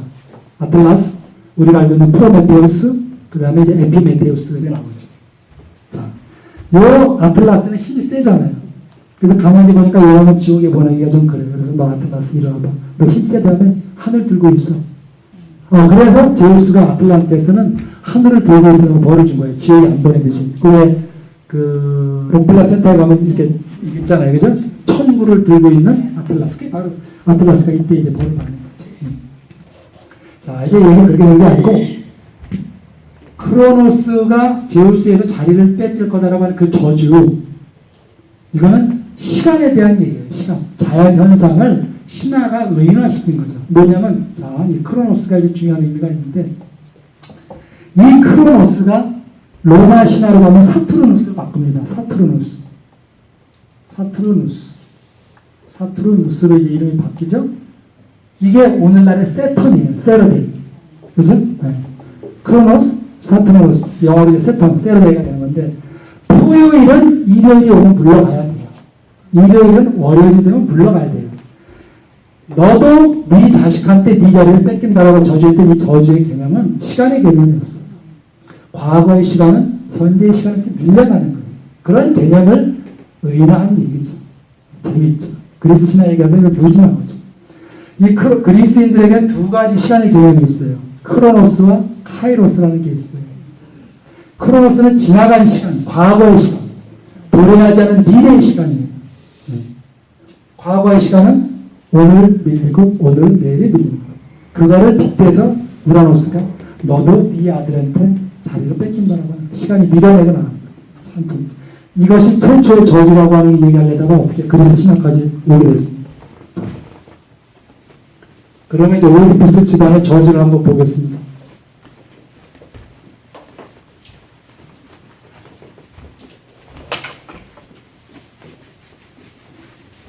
옛날에는 요즘형 씨가 나와서 막 지워줬는데 안 지워져요. 예, 제가 지금 닦아드릴까 말까 왜냐면은 분장이 한다고 지웠어. 내가 지워. 나보다 더 있잖아. 그때 나오던 아저씨들이 안 지워져요. 이해하네. 자, 이제 자, 집안. 도대체 오이디푸스는 뭐가 있길래 이렇게 저주를 받았나? 이제 이게 궁금한 거예요. 그죠? 이제 오늘부터 지금부터 핵심에 들어가는 거예요. 그 아까 얘기한 대로 카드모스가 있죠. 카드모스는 지금의 레바논 땅인 페니키아의 왕자였어요. 이 사람이 자기 동생 에우로페를 찾으러 다니려다가 얼떨결에 그냥 머문 자리가 바로 테바이에요. 테바이. 그래서 그리스 최초의 폴리스가 바로 테바이입니다. 아테네 이런 거 아니에요. 그리스 최초의 도시가 테바예요. 가장 먼저 생긴 도시죠. 3000년, BC 3000년 정도까지 올라간 거죠. 테바이고, 이 카드모스가 이제 테바에서 했고, 이 아들이 이제 폴리도로스,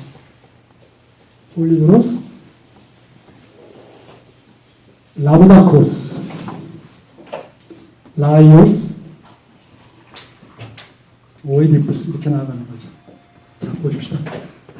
원래 이제 카드모스가 왕이 되면 테바이를 건국하고 나서는 그 왕권을 그 외가로 넘겨졌어요. 근데 여기 좀 권력 구조가 좀 복잡해요. 외가를 갔다가 섭정했다가 다시 이쪽으로 갔다가 좀 복잡한데 빼고 이 라인만 보자고. 이 아들은 참 불행한 사람이에요. 뭐냐면 이 아들이 어렸을 때 이 아버지 폴리보스는 조기 사망해요. 그런데 이 운명을 똑같이 또 라브다코스는 라이오스가 어렸을 때 또 조기 사망을 해요. 이렇게. 그러니 이제 라이오스는 단종짝이 난 거예요. 단종짝이 난 거예요. 의지하지 할 게가 없으니까 어떻게. 그래서 일단 섭정, 내 할아버지와 외할아버지 동생이 이제 섭정들을 하고 라이오스가 이제 누구한테 몸을 잠깐 맡기냐면 이제 팔롭스라고 하는 사람한테 가서 몸을 맡깁니다. 근데 팔롭스한테는 라이오스보다 좀 나이가 어린 아들이 하나 있었어요. 여기 바로 크리시포스라고 하는 건데, 자, 이 아들이 이제 문제가 됩니다.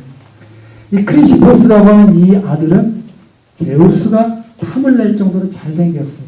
꽃미남 중에 꽃이에요. 제우스가 여자인 줄 알고 어떻게 해보려다가 엉덩이 아니네? 그래가지고 이제 포기한 거예요. 저는 여기 근처도 못 가죠. 너무 잘생겼으니까 라이오스가 어렸을 때 모르지만 같이 컸어요. 성인이 됐죠. 이 집안에서. 라이오스가 해서는 안 될 짓을 했어요. 그러면 저주로 가는 거죠. 비극으로 가는 거예요. 항상 해서는 안 될만 해서는 안 될 짓을 하면 비극으로 갑니다. 인류 최초의 동성간 성폭행이 일어났어요.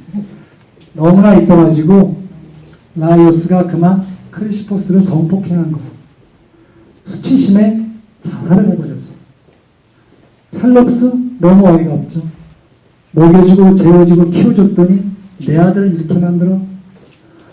너도 이놈아, 이 다음에 네가 어른이 돼서 네가 아들을 낳으면 네 아들이 너를 죽일 거야.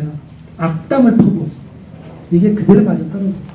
오이디푸스가 비록 의도적이진 않았지만 어쨌거나 아버지를 죽였죠. 그 운명.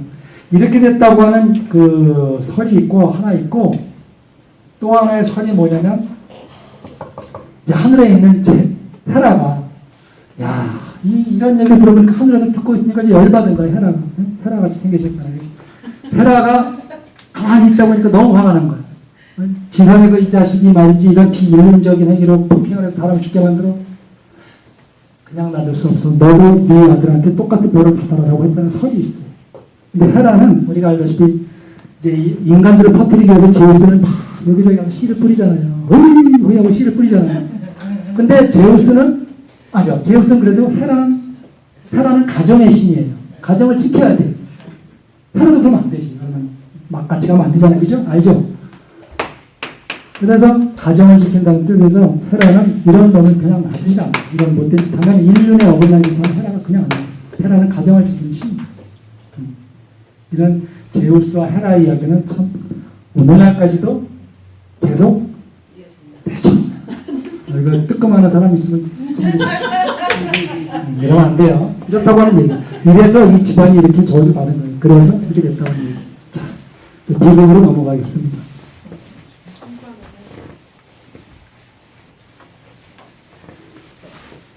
자, 비극. 비극은 보통 희극하고 같이 설명을 합니다. 자, 비극은 보통 그래요.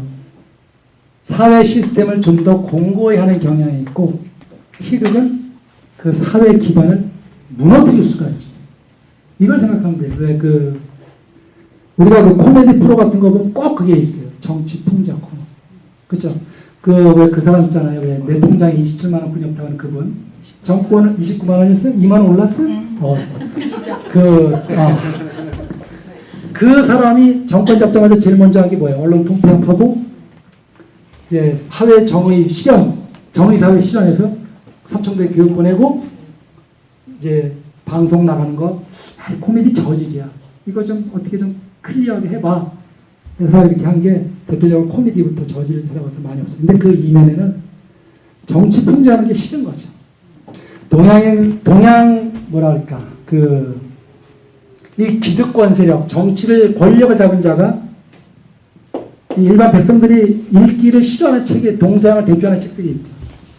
동양은 맹자가 있어요.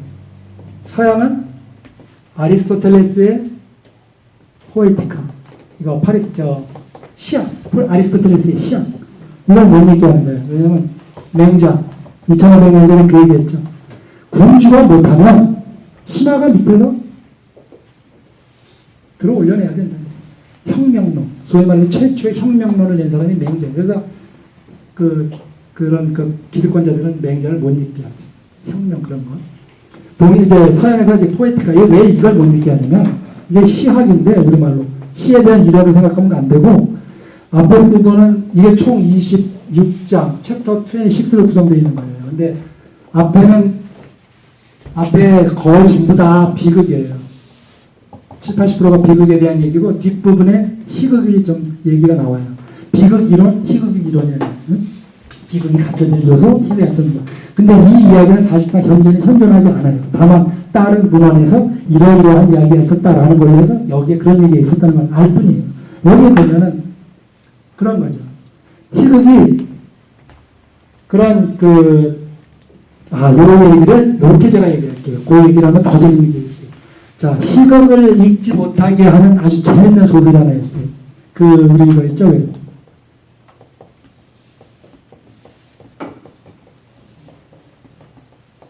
이거. 장래 이름으로. 자, 움베르토 에코. 이제 알겠죠? 작년 2월 달에 타계하신 움베르토 에코가 쓴 소설, 장래 이름으로. 이게 제가 고3 때 나왔어요. 고3 때. 이제 나이가 나오죠? 고3 때 나오는데 제가 그때 읽은 건 아니고, 이제, 이 장래 이름으로가 뭐냐면은, 이게 기가 막힌 희극에 대한 그 얘기가 나오는 게 뭐냐면, 14세기 초, 1327년인가 그래요. 이탈리아 북부, 베네딕트 파 소속의 수도원이 있는데, 이 수도원에 전국에 있는 수도자들이 모인 거예요. 왜? 베네딕트파, 프란시스코파, 도미니코파, 그러다가 이제 종교적으로 14세기면 하는 문제가 있으니까 우리 모여서 회의하자 해서 모였는데 여기에서 각 지역에서 모인 수사들 중에서 윌리엄이라고 하는 수사가 있어요. 이게 굉장히 영화로 나왔어요. 그 영화 주인공이 007 션 커넬리가 이제 윌리엄 수사 역할을 하죠. 수사예요, 멍크. 그래서 이제 회의를 하는데 갑자기 뜬금없이 어떤 사람이 높은 데서 뛰어다 죽는 거야. 이 수도원 소속의 수사가. 그러다가 또 한 명이 또 죽고, 2명 죽고, 또 죽고, 3명이 죽는 거예요. 세 번째 죽을 때 가만히 윌리엄 수사가 보니까 이 손에 시커먼 게 묻었어요. 이렇게 뭐가 붙고 혀에도 뭐가 묻었어요. 그래서 이 윌리엄 수사가 이게 뭔가 하고 이렇게 보니까 독약이에요. 그리고 이 세 사람들의 공통점은 그리스어의 능통이에요. 그리고 아리스토텔레스의 번역가예요. 아리스토텔레스를 읽는 사람이 다 죽은 거예요. 그래서 이거는 도서관에 가면 뭐가 있겠다 해서 도서관에 이제 들어가보죠. 도서관에 갔더니 눈먼 장님이 도서관장으로 딱 자리를 지키고 있어요. 근데 이 도서관장은 한 가지 삐딱한 게 하나 있어요. 잘못된 사고방식으로는 항상 꼴통에 윗자리에 앉아있으면 밑에 사람들이 고생하죠. 이 도서관장은 다른 건 몰라도 히히덕거리고 웃는 걸 싫어해요. 아리스토텔레스의 희극에 대해서 절대로 대출 불가, 책 못 읽게 한 건데 그거를 만약에 모의를 읽을 경우에 죽여버리겠다는 생각을 갖고 있는 거예요. 그래서 거기다 독약을 발라놨어요. 뒷부분에다가 희극 나온 부분에다가 독약을 발라놨어요. 누구든지 읽으면 죽으려고. 왜 이 사람을 이렇게 이걸 못하겠냐면 이 결론은 이거예요. 사람이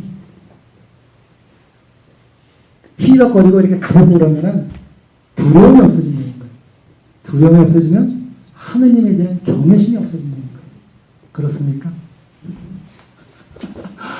그래서 그런 삐딱한 사고방식을 갖고 있는 도서관이에요. 그래서 아리스토텔레스의 시약 그 뒷부분 희극론에다가 독약을 묻혀놓은 거예요.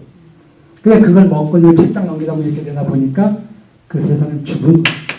윌리엄 수사가 이 이야기를 다 밝히니까 도서관장이 도서관에 불을 질러버리고 그 종이 뚝 찢어가 씹어먹고 이제 죽어버려요. 이 얘기 이건 끝이에요. 끝인데 하고 싶은 얘기는 뭐냐면 이렇게 이 장르의 이름으로 하는 이 책이 그렇게 희극을 갖다가 두려워하는 사람들이 있다 이런 얘기를 하는 거죠. 다시 비극으로 돌아가겠습니다. 그 음대로 있고 작년 2월에 돌아가시고 1월달에 그 하퍼리가 1월달에 돌아가시고 그랬죠. 작년에 큰 문인 두 분이 돌아가셨어요. 자, 비극은 우리 사회 삶을 좀 더 공고히 한다고 했는데 자, 뭐냐 한번 봅시다. 오이디푸스로 다시 돌아오겠습니다. 오이디푸스의 삶은 고통스러웠어요. 그리고 비극이죠. 진짜 불운해요. 또 뭐가 있겠죠? 불운한 어떤 이런 삶을 살았어요. 그러나 이러한 삶은 우리가 원하지 않았어요. 우리가 원하지 않았고 그리스인들이 생각하는 인간의 위대함은 이러한 불운한 삶, 운명이 와도 우리는 그걸 이겨내겠다라고 하는 그런 데서 인간의 위대함을 찾았어요.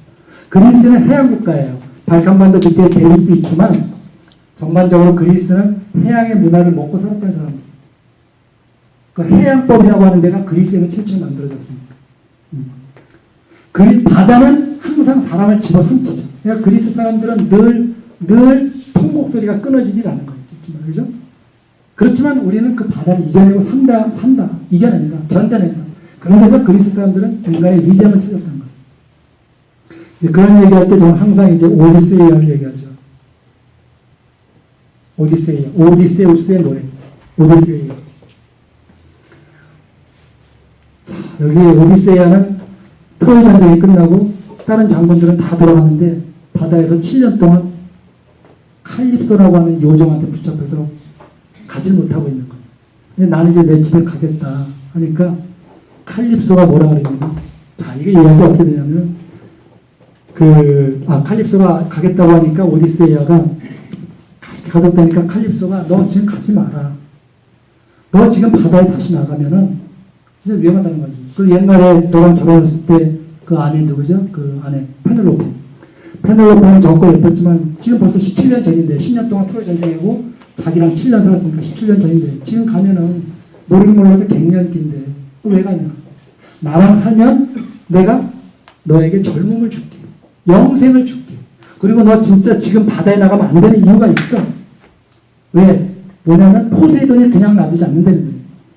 왜냐면 오디세우스가 동물에서 탈출하기 위해서 포세이돈의 아들 외눈박이 있죠? 그 외눈박이 괴물 키클롭스의 눈을 올리브가지로 찍어서 탈출했잖아요. 그게 포세이돈의 아들이거든요. 그러니까 바다에 나가는 족족 풍랑의 씹혀서 계속 떠돌이생을 하다가 칼립소까지 오게 된 거예요. 그 칼립소에 오기 전에 여러 섬이 있죠? 뭐죠? 키클롭스한테 잡혀서 동물에 갇혔던 이야기, 그 사이렌 자매, 그죠? 사이렌 자매한테 죽을 뻔한 이야기, 그 다음에 스킬라와 카리타스 그 소용돌이 속에서 빠져나온 이야기 막 나오잖아요, 그죠? 킬키한테 잡혀가지고 부활이 전부 돼지로 된 이야기를 막 했는데 지금 칼립소한테 붙잡혀 있어요. 너 이번에 진짜 안 나가면 죽는다 했는데 그때 이제 오디세우스가 하는 말이 진짜 멋있습니다. 참 이 말이 진짜 멋있어서 나는 너울과 전쟁터에서 바다의 너울과 전쟁터에서 수많은 고초를 겪었고 수도 없이 고생했어. 그러니 이번 고난이 추가되면 되라지요. 나는 바다로 나가겠다. 나는 삶을 견뎌내겠다 얘기하는 거예요. 나는 이 삶을 견뎌내겠다. 내가 파도가 치고 전쟁에서 하는 것은 내가 원치 않지만 나는 삶을 이겨내겠다는 거예요. 그게 뭐예요? 그게 바로 이제 아모르 파티를 얘기하는 거예요. 우리가 얘기하고 싶은 게 이거죠. 비극을 통해서 삶을 긍정해라는 것이죠. 아모르 파티. 너의 운명을 사랑하는 얘기죠. 아모르 파티 하면 이제 생각나는 게 있죠. 니체가 얘기했죠. 니체가 그 1882년에 그때 이제 그 찰스 다윈이 죽었는데 그 해 어간 어떤 그 원저리에 이런 얘기하죠. 신은 죽었다. 니체가 신을 죽었다. 신이 죽은 이 허무한 시대에 우리는 삶을 어떻게 견뎌낼 것인가를 얘기해요. 그러니까 how to live 정도가 아니라 어떻게 살 것인가가 아니라 삶을 어떻게 견뎌낼 것인가. 자, 이 네 가지 반복되는 삶, 짜증나는 삶, 지겨운 삶, 이게 진정 삶인가? 그래, 그게 진정한 삶이야 라고 강하게 말할 수 있어야 한다라고 짜라투스트라이를 통해서 말하는 거죠. 이 또한 아무런 것 같아요. 삶을 긍정하는 거예요. 이것이 삶이라는 거예요. 그 니체는 그랬잖아요. 자아를 찾으려고 그런 쓸데없는 시간 보내지 마라. 하루하루 네가 열심히 살면 자아는 자동적으로 다 발견해낼 것이다. 그런 삶을 살아가. 다시 또 이제 오이디푸스로 얘기가 옵니다. 그 오이디푸스는 이제 장면이 있어요. 불운한 얘기죠. 고통에 쌓이고. 오이디푸스는 자기 인생에도 이제 그 어둠이 깔리는 걸 알게 됐죠. 이렇게 되고 나서 비로소 오이디푸스는 새로운 차원의 인간이 무엇인가를 알게 되는 단계가 너무 많아요. 이걸 소위 말해서 우리는 그 디오니소스적 탄생이라고 얘기해요. 디오니소스적 탄생. 디오니소스가 두 번 태어나죠. 디오니소스가 이제 그 디오고노스. 두 번 태어난 자 그런 뜻이에요. 왜 디오니소스가 두 번 태어나죠? 헤라의 그 작전 계획에 빠져가지고 디오니소스의 엄마인 세멜레가 제우스의 번개를 맞고 죽을 뻔 죽게 되죠. 그러니까 제우스가 올라와서 세멜레의 배를 갈라서 아들 디오니소스를 꺼내죠. 그러니까 한 번 태어났죠. 그리고 다리 아직 덜 찼으니까 제우스가 자기 허벅지를 갈라가지고 거기다 넣고 다리 찰 때까지 기다렸다가 다시 디오니소스를 꺼내요. 두 번 태어나죠. 그래서 두 번 태어난 자라는 뜻의 디오니소스, 바로 그런 걸 디오니스적 탄생이라고 합니다. 새로운 탄생.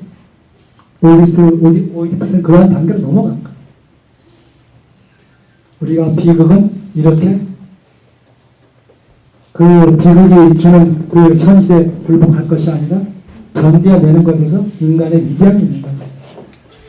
이제 이 얘기하고는 다르지만 그 신학자들 중에 그렇게 말하시는 분이 있다면서 그 디오니스적 탄생과 결부시킨다는 그런 얘기도 있습니까? 예수님이 부활을 했잖아요. 그래서 그 디오니스적 탄생하고도 예수님이 그리스 신화를 얘기하면 그 성경과 맞는 게 많죠. 얘기. 자, 이렇게 하고 이제 고전으로 얘기를 마지막 하겠습니다.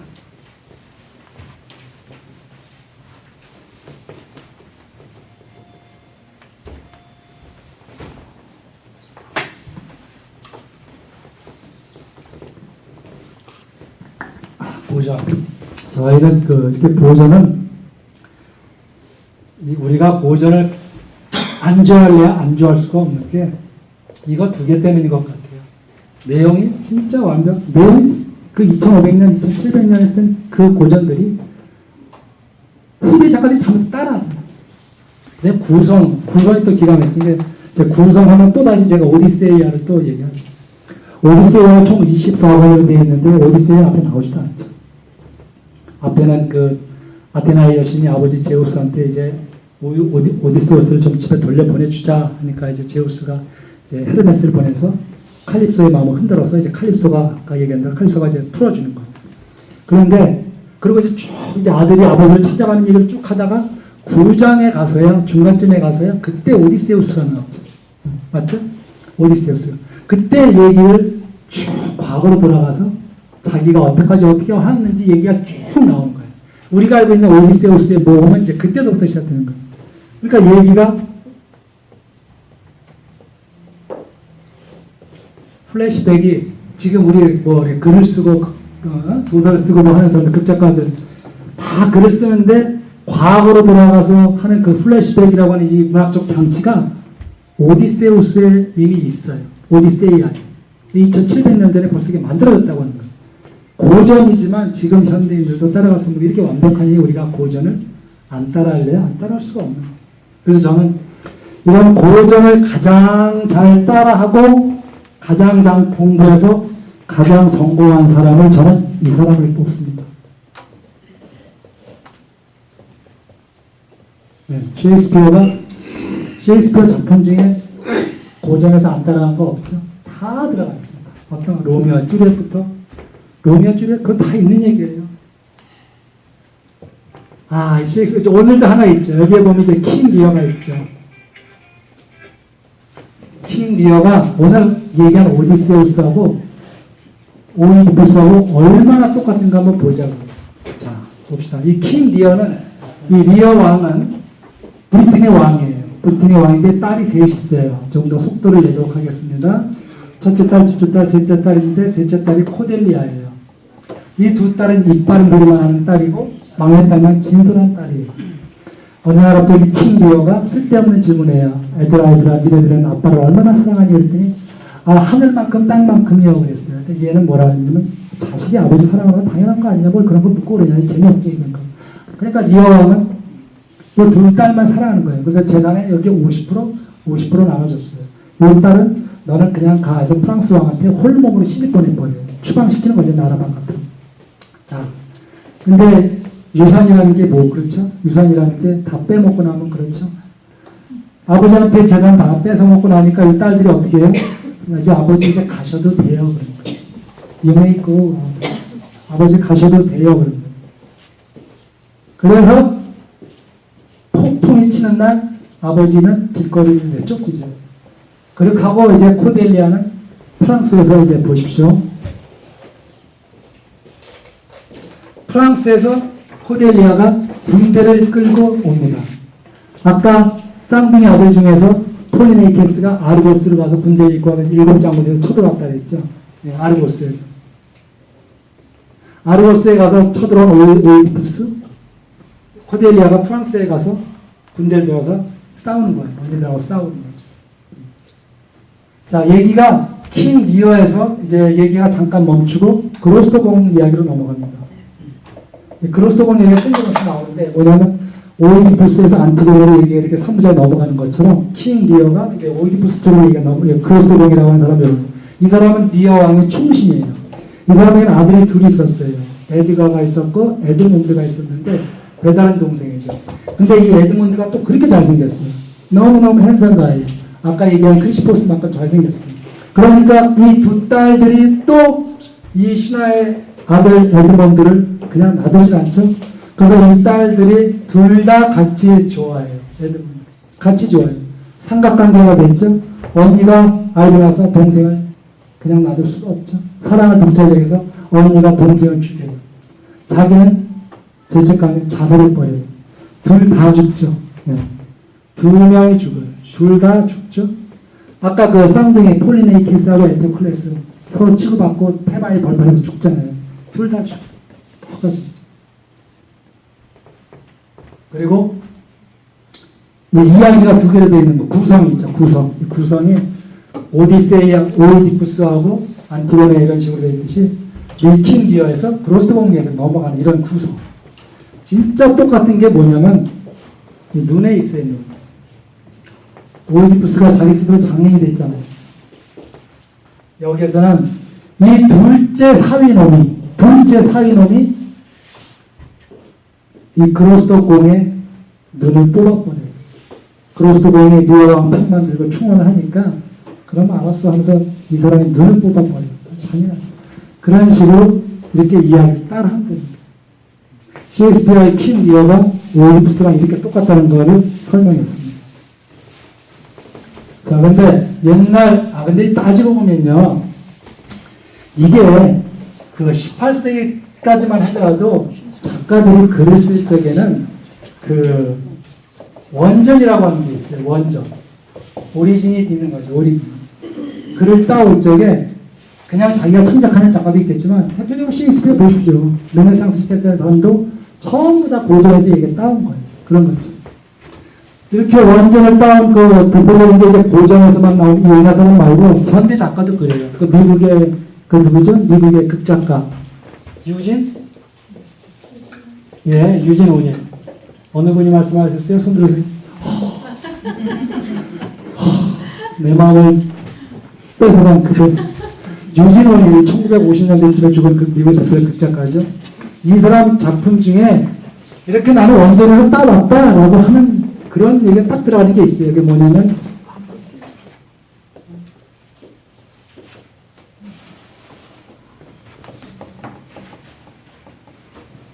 Morning becomes electra라고 하는 이게 우리말로 상복이 어울리는라는 걸로 번역되어 있거든요.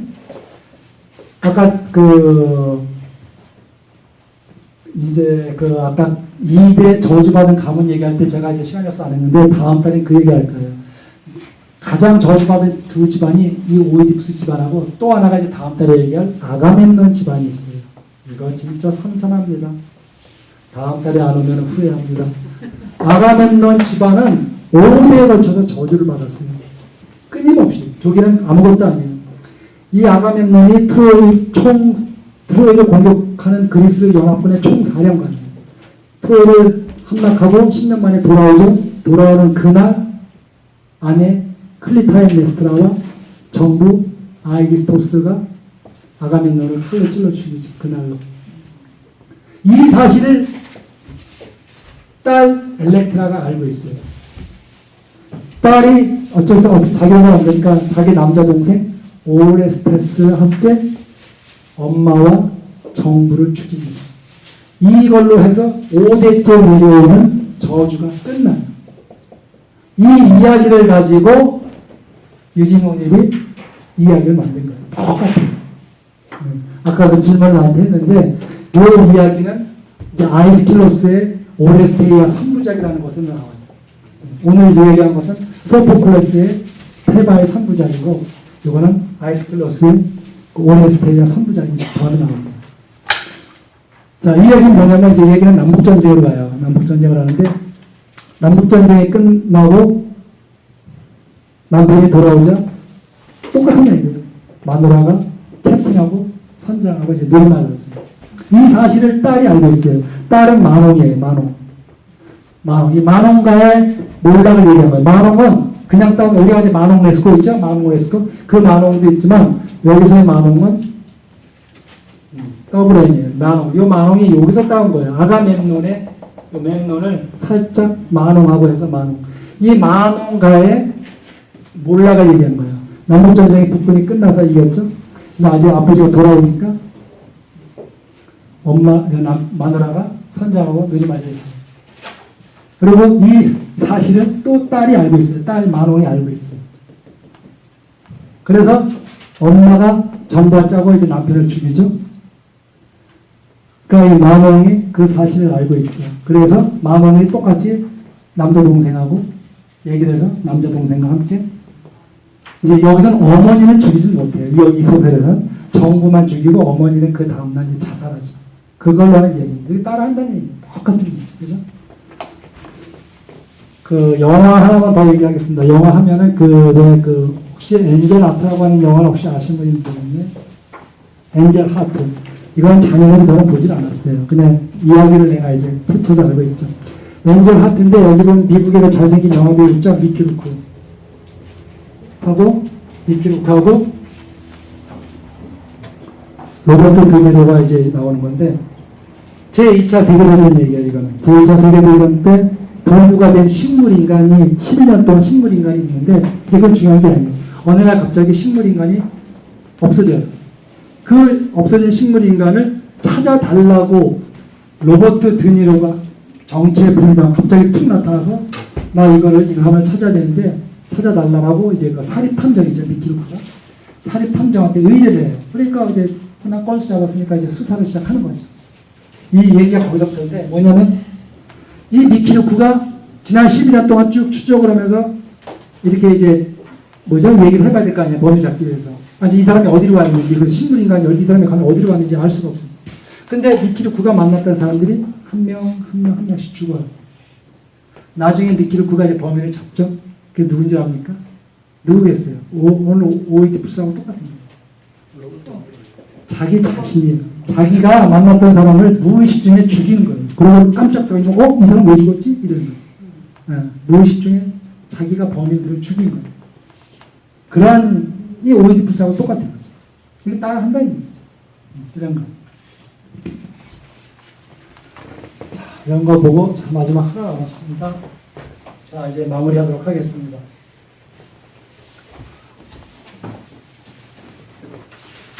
보통 고전 중에 고전하면 이제 우리가 아무래도 호메로스를 해야 되겠죠? 호메로스의 일리아스. 그 다음에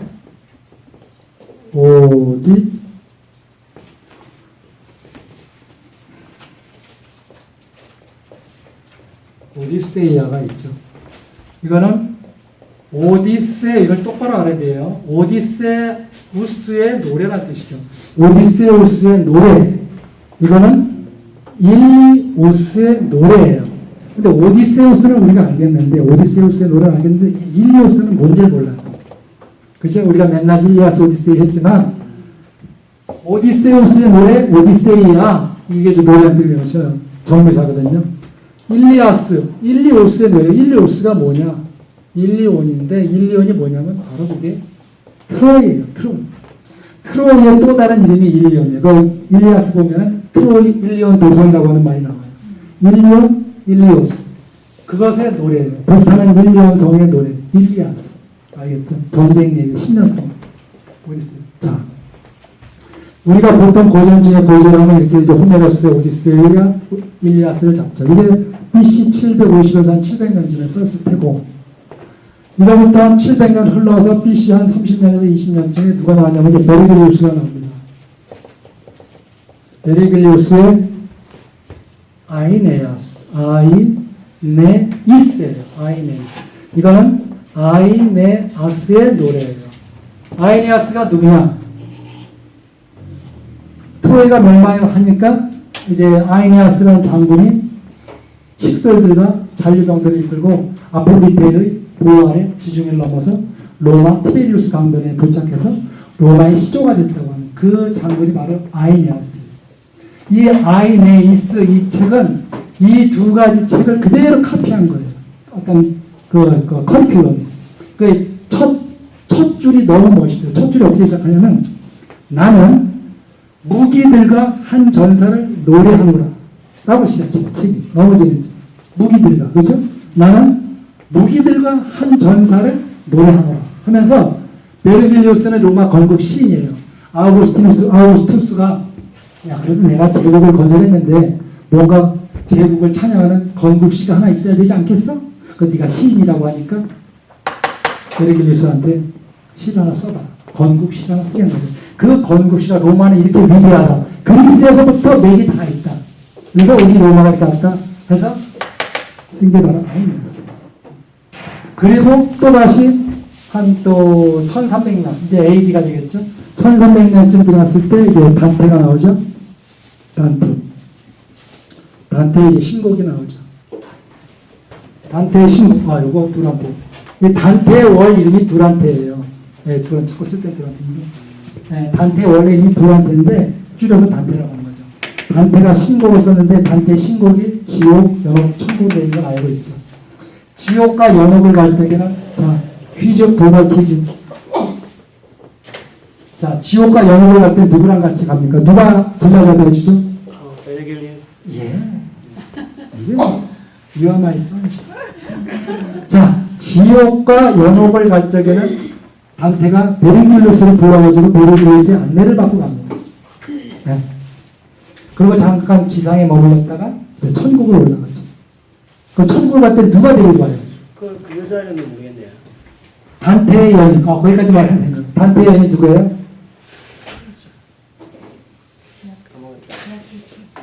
베아트리체. 베아트리체가 이제 천국을 안내하지. 베르길리우스를 갈 수 없으니까. 그리고 천국에 올라갔더니 이제 거기서 누구인지 생각이 나요. 그 사람이 이제 성모 마리아한테 인도해줘요. 그러니까 성모 마리아가 단테를 데리고 하나님의 비전을 이제 보여주죠. 하나님의 비전. 그 이야기가 바로 신곡이죠. 진짜 멋있는 건데 좀 어렵죠. 이게 패턴이. 이게 그 다음에 신곡 보면은 이게 참 웃기게 돼 있어요. 구성이 3줄 1년으로 되어 있어요. 3줄 1년. 나는 인생의 중반에 숲에서 길을 잃고 길을 헤매나 봐. 이렇게 시작하죠. 단테의 지옥던 1편 짤만. 그래서 이렇게 쭉 나가서 맨 마지막 한 줄로 끝나요. 그래서 이게 제1곡이 되는 거예요. 1곡. 이렇게 해서 지역편 33편, 연어편 33편, 천구편 33편인데 한 편이 더 있죠. 그래서 지구 총체적으로 설명을 해서 100편의 요구를 하는 거예요. 100편. 이게 이제 단테 신곡이죠. 그래서 나중에 보카치오가 백화면을 쓸 때도 100개의 이야기를 만들었죠. 자, 이렇게 되는 겁니다. 자, 이제 마지막은 이렇게 갑니다. 1922년, 이건 잊어버리지 않아요. 제2차 세계대전이 끝나고, 이제 더블린으로 옵니다. 더블린 하면 누가 생각나야 되죠? 더블린. 네? 제이지 클럽. 네? 더블린으로 왔어요. 더블린에 가면은 생각나야 되는 사람. 제임스 조이스. 네, 제임스 조이스가 대작을 쓰죠. 아예 건너뛰고 이걸 바로 뭐죠 그게? 그게 바로 율리시즈. 네. 율리시즈는 오디세우스의 레티너 발음이에요. 오디세우스의 레티너 발음이 율리시즈. 제임스 조이스는 자기가 얘기했어요. 나는 호메로스를 죽기 전에 꼭 한번 쓰겠다. 호메로스는 이 두 권을 썼죠. 두 권을 썼는데 이만큼 돼요. 그렇죠? 진짜 오리지널.